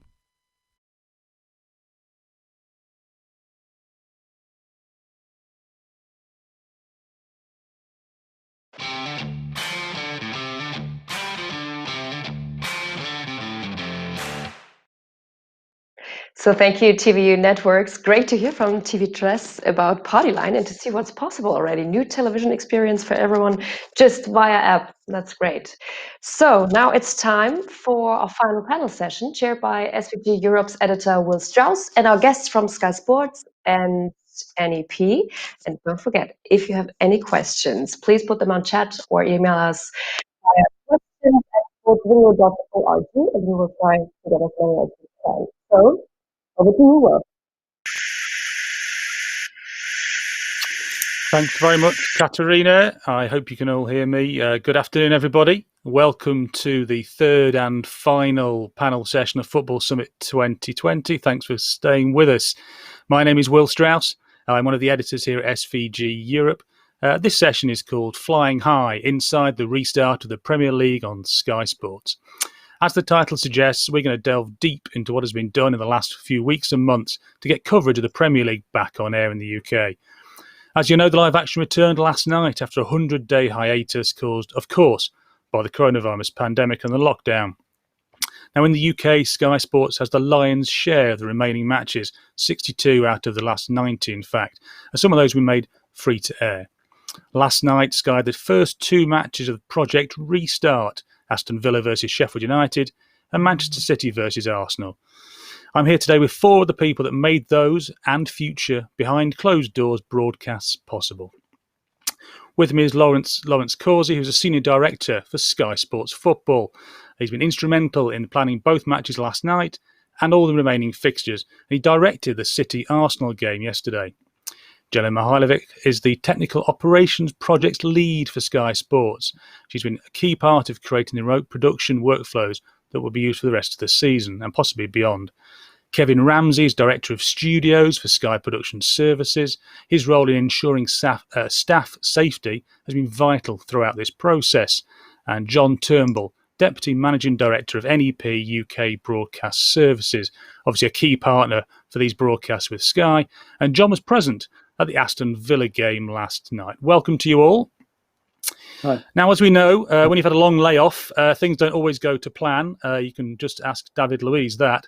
But off the pitch last night, things seemed to go pretty smoothly. Let's start with you, Lawrence, if we may. To put it bluntly, how was last night for you? And what was it like directing a Premier League game remotely and with no fans in the stadium? Yeah, hi, Will. So, yeah, it was a very interesting experience. There's quite a lot of pressure on the whole team at Sky last night. Directing Premier League football remotely in the way that we did it was just one of the many things that Sky were doing for the first time last night. And the technical team and the planning team had done an amazing job in making us able to deliver everything we managed. What was it like directing it? So being away from the ground has its challenges. There's quite a lot to look at last night, with a lot changing around the grounds in terms of interview positions, camera positions, various things on the ground that Man City had done to try and improve the in-stadium experience. And as directors, you're sort of used to walking around before the game and seeing all of this, but that obviously isn't possible when you're remote. You're relying on doing it through camera lenses and the eyes of other people there. So it was the first time I directed a game with no fans, and I'd say coming away from yesterday, I had a real appreciation of how important stadium fans are to the TV viewing experience. So we rely as directors quite a lot on emotional shots of players in our storytelling, and these shots don't seem to happen as much with no fans in the stadium, because the players don't sort of have the fans to feed off. So, and it's not just sort of on screen. Normally when you're at a ground, like to say Chelsea for an example that springs to mind, you'll hear the crowd noise like reverberate through the walls of the trucks as they're so loud, and that sort of emits an energy into yourself and your crew. So I chose to listen last night with the natural audio, the natural stadium audio, as opposed to the augmented audio option that Sky was offering.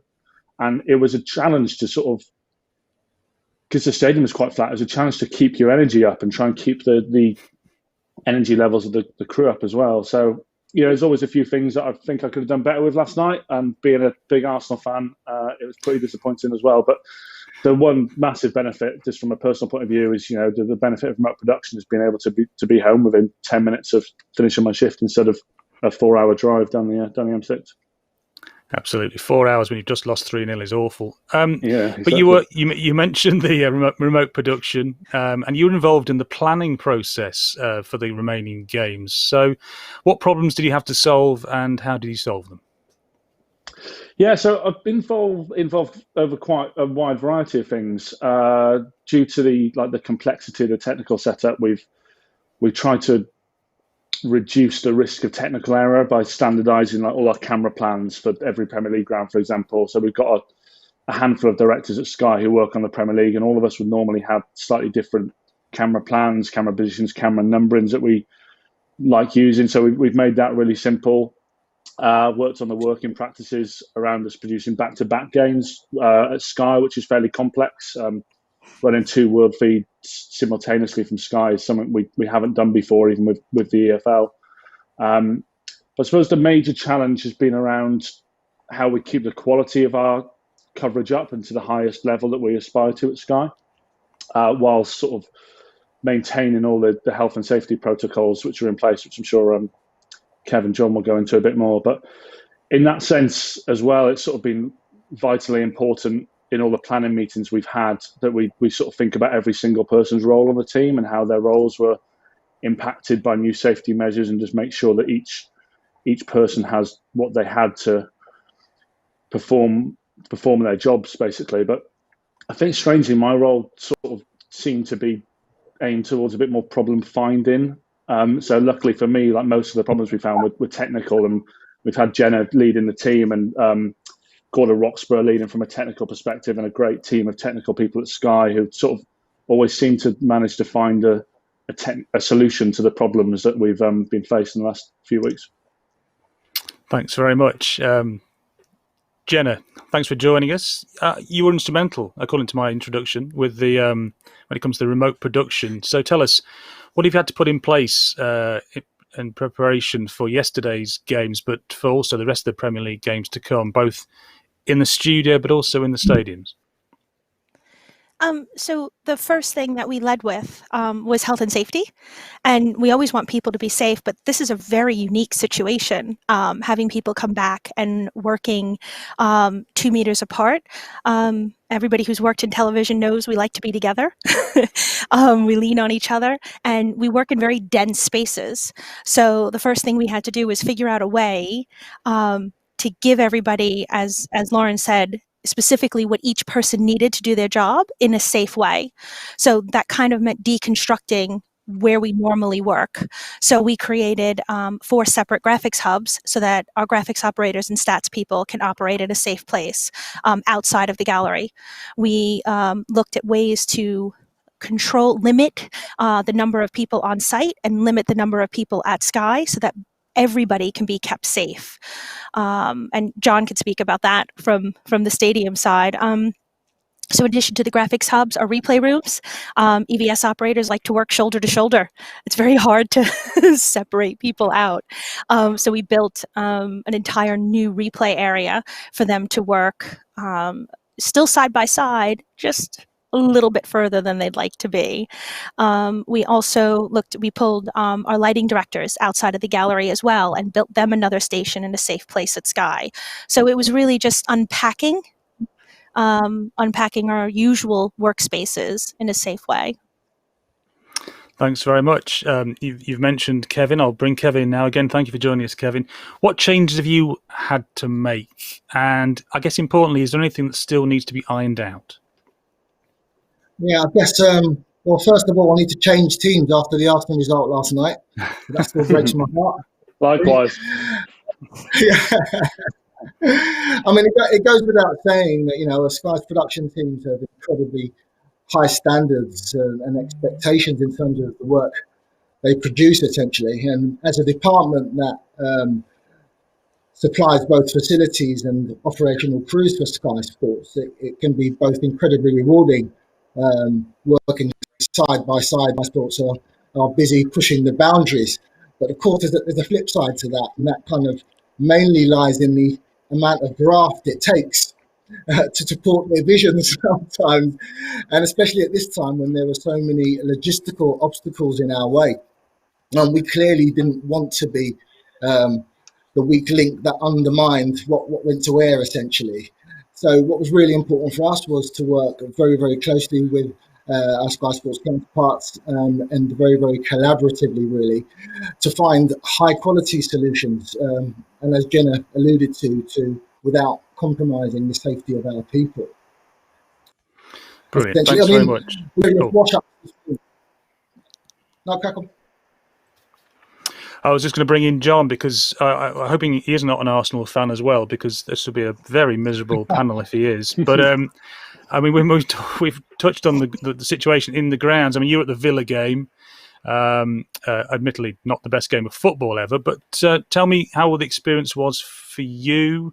What's been the biggest challenge for you helping Sky to get Premier League coverage back on air?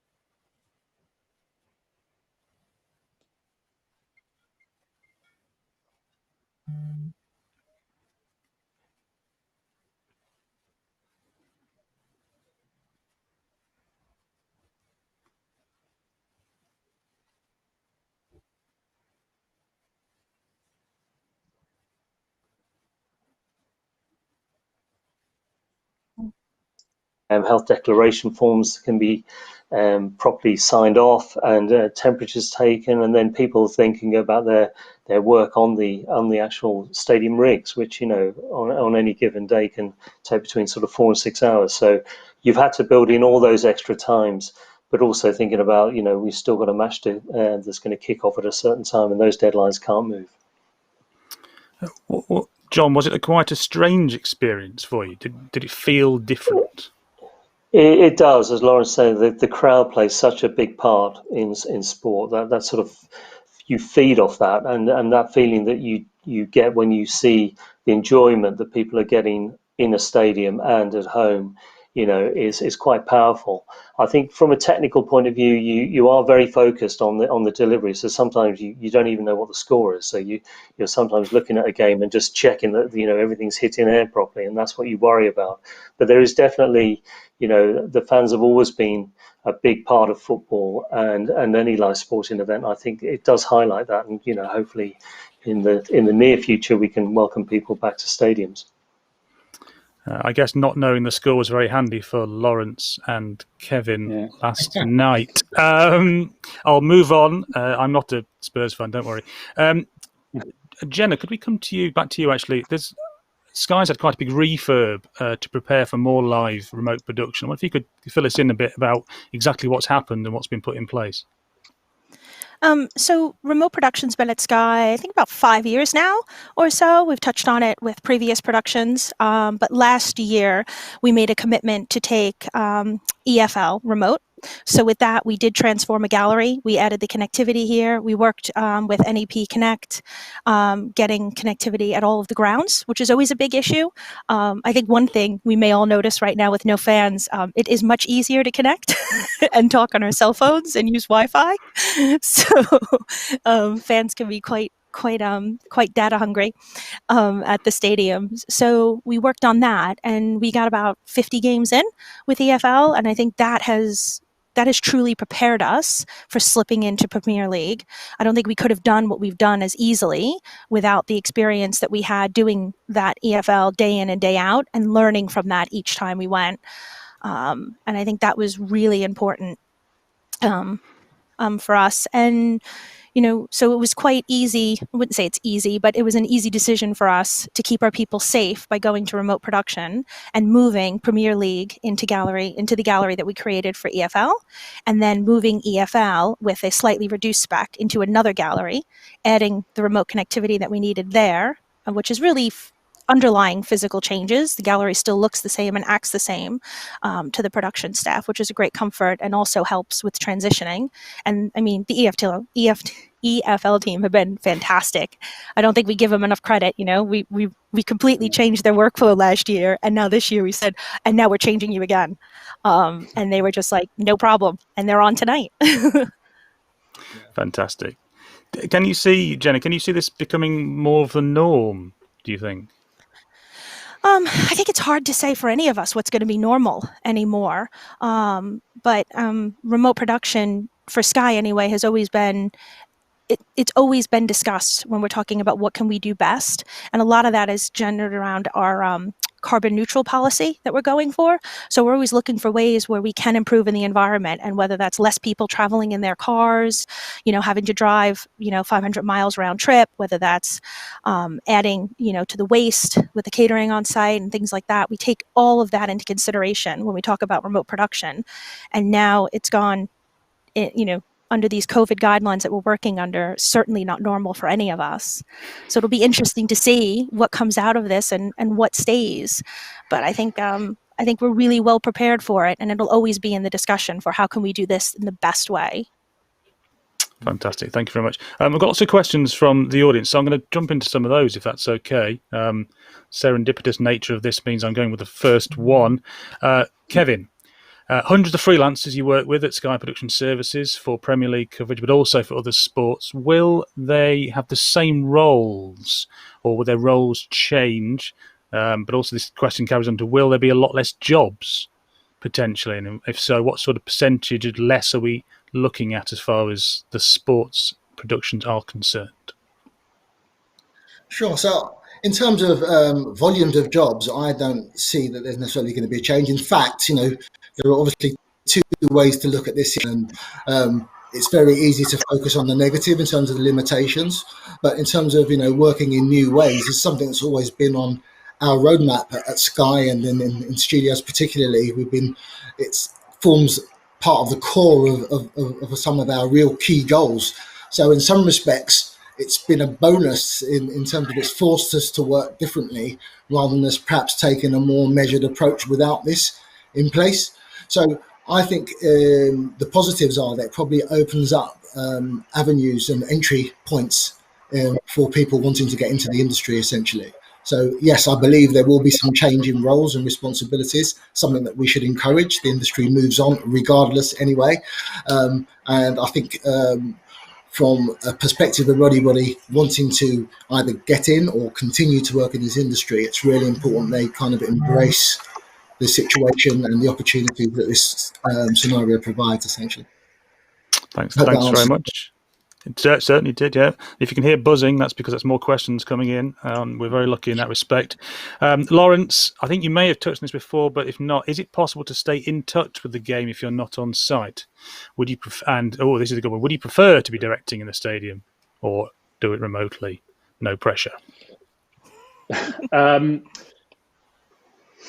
Would I prefer? Do you know what? It's a really good question actually, because you can't put a price on actually going to the ground and getting a feel of being actually like really part of the event and being there in the stadium and being close to it. So if I had to choose one, I would say being at the ground. For me, ideally, it would be being at someone like Chelsea or Arsenal or someone like that that's close, where it doesn't have to involve the masses of travel that you have to do with it.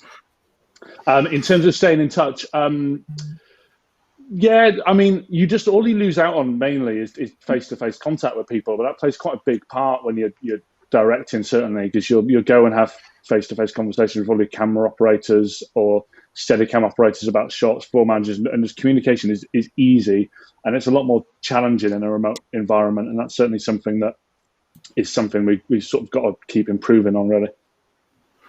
Thank you very much. Question for John. He's working out well, one each so far. Would you have changed anything from last night? Is there anything you might have done better, or anything you might amend for the future?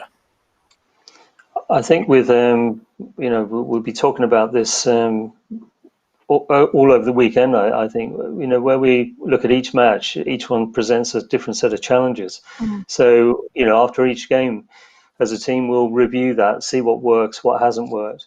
But I think, the positive thing is the feedback we're getting from people is the overall approach has worked.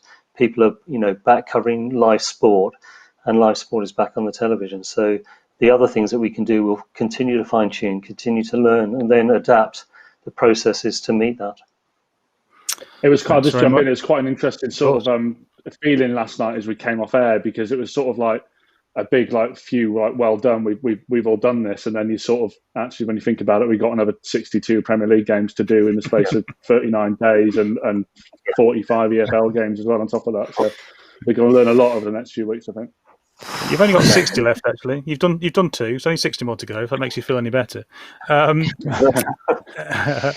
Here's a really interesting question. I think it's probably for Kevin. Do you need to have additional crew and personnel available on a match day? I'm guessing in case somebody doesn't get let in because they have failed whatever tests they have to go through before they enter the ground. So do you need backup people available? At the moment, we've got the luxury of having reduced crews working at the moment.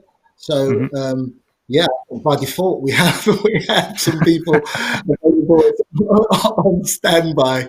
I mean, how that pans out as more and more productions get stood up, we'll have to cross that bridge. But at the moment, it's quite a nice luxury to have. And fingers crossed, we haven't had to drag anyone in kicking and screaming to bail us out yet. Excellent. Jenna, this one's for you, I think. I very much doubt you're going to be able to give a coherent, not you couldn't give a coherent answer, but it's very hard to answer this question. Is there a difference in cost between remote production versus traditional production? So actually, I mean, not going into, I don't know what we broke this down. It kind of evens out, honestly, in the cost-wise, right? Because you need the infrastructure that you have at Sky. And yes, you're not now traveling people, but you still need the same people, and you still need the same time to set up. So it's almost apples to oranges. I wouldn't say that, in the long run, perhaps remote, will pan out. I haven't seen any numbers for what we've done previously, but I mean, for what we did for this was certainly not cheap. Fair enough. Lawrence, as far as social distancing is concerned, have roles changed? Director and vision mixer are specified here. This person asks whether has the role merged, for example, because of social distancing. Has the role changed, and/or have any roles merged? So few roles have got more difficult, I'd say. From the directing perspective, certainly on the Premier League, so we have 2 setups. We have one where we have setups where we remote out of Sky, which is how the Manchester City game was directed last night, and we have a truck solution, which is what John was involved with at Aston Villa yesterday. On site, due to the games on site in the Aston Villa game last night, the director Fisher mixes himself or herself, and they're sort of normally we're quite trained at doing it anyway, but it's fairly complicated when you start throwing in replays and replay lines and VAR incidents and stuff like that. At Sky, we've managed to have our directing panels, and 2 meters behind, we've networked out a vision mixing little sub desk that's able to remote into the main desk and fire off replays. I'm not quite certain how the technical thing works there, but so from that perspective, that's what's happened. Other roles have sort of got more difficult. Floor managers, for example, and OBs, we rely on as directors like enormously to get us information about what's happening, what's going on down the tunnel and stuff like that when teams are going to walk out. We don't have that anymore because we can't. They're restricted from going into those areas. I can imagine, John, for your team at Visions, it must have been quite challenging as well, different aspects of not being able to go places or having to remain 2 meters in terms of rigging and stuff like that. So it's quite a big change for a lot of people. Funnily enough, that was another question, and John, this is the last one, I'm afraid. It actually leads on very nicely from what Lawrence just said.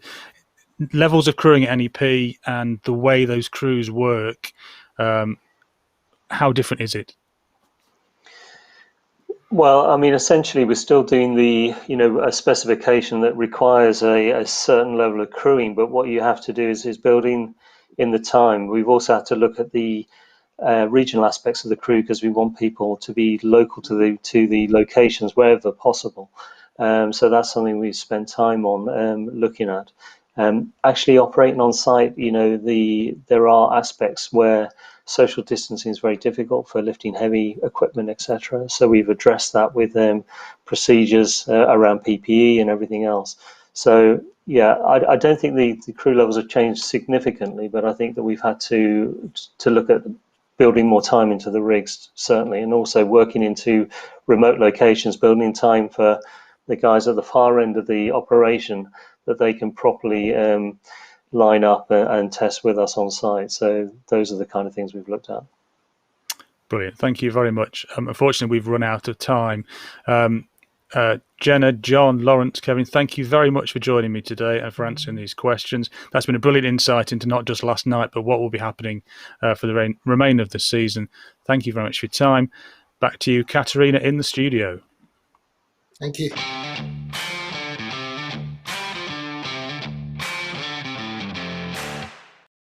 Well, thank you, Will, and thank you to all the panelists. I think that's a really big deal, a really big topic, like what you said, what was said about the absence of live audiences. It means a whole part of the emotion you normally have during a game is missing. We all know that, and we all usually love that.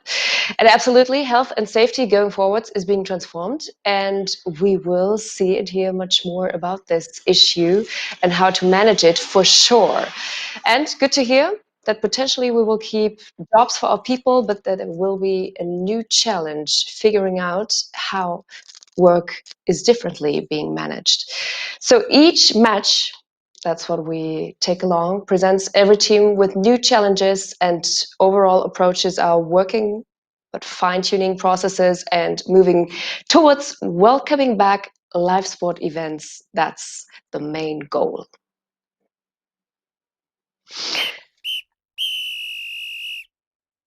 And that brings us to the end of the match. You've heard the whistle, so we're finally, well, almost there. Not finally, we're almost there. It has been fantastic to see and hear how so many people are using special occasions like the lockdown to innovate and realize new ideas, strategies for fan engagement, new television experiences. Lots of challenges have been overcome, and long may this continue. So thank you, big thank you to everyone who was taking part of this today and who is giving up their time, and a special thank you to the team of Sky Germany. I hope you guys, everyone out there, enjoyed this event as much as I did, and now I'll tell you again, you have still time. You're welcome to join the Zoom watch together with Ken Kirschbaumer. He will be continuing for another 30 minutes. And yeah, you can ask another question or talk to him, catch up, everything you need to do. So it just remains for me to say thank you for your time and stay safe and goodbye.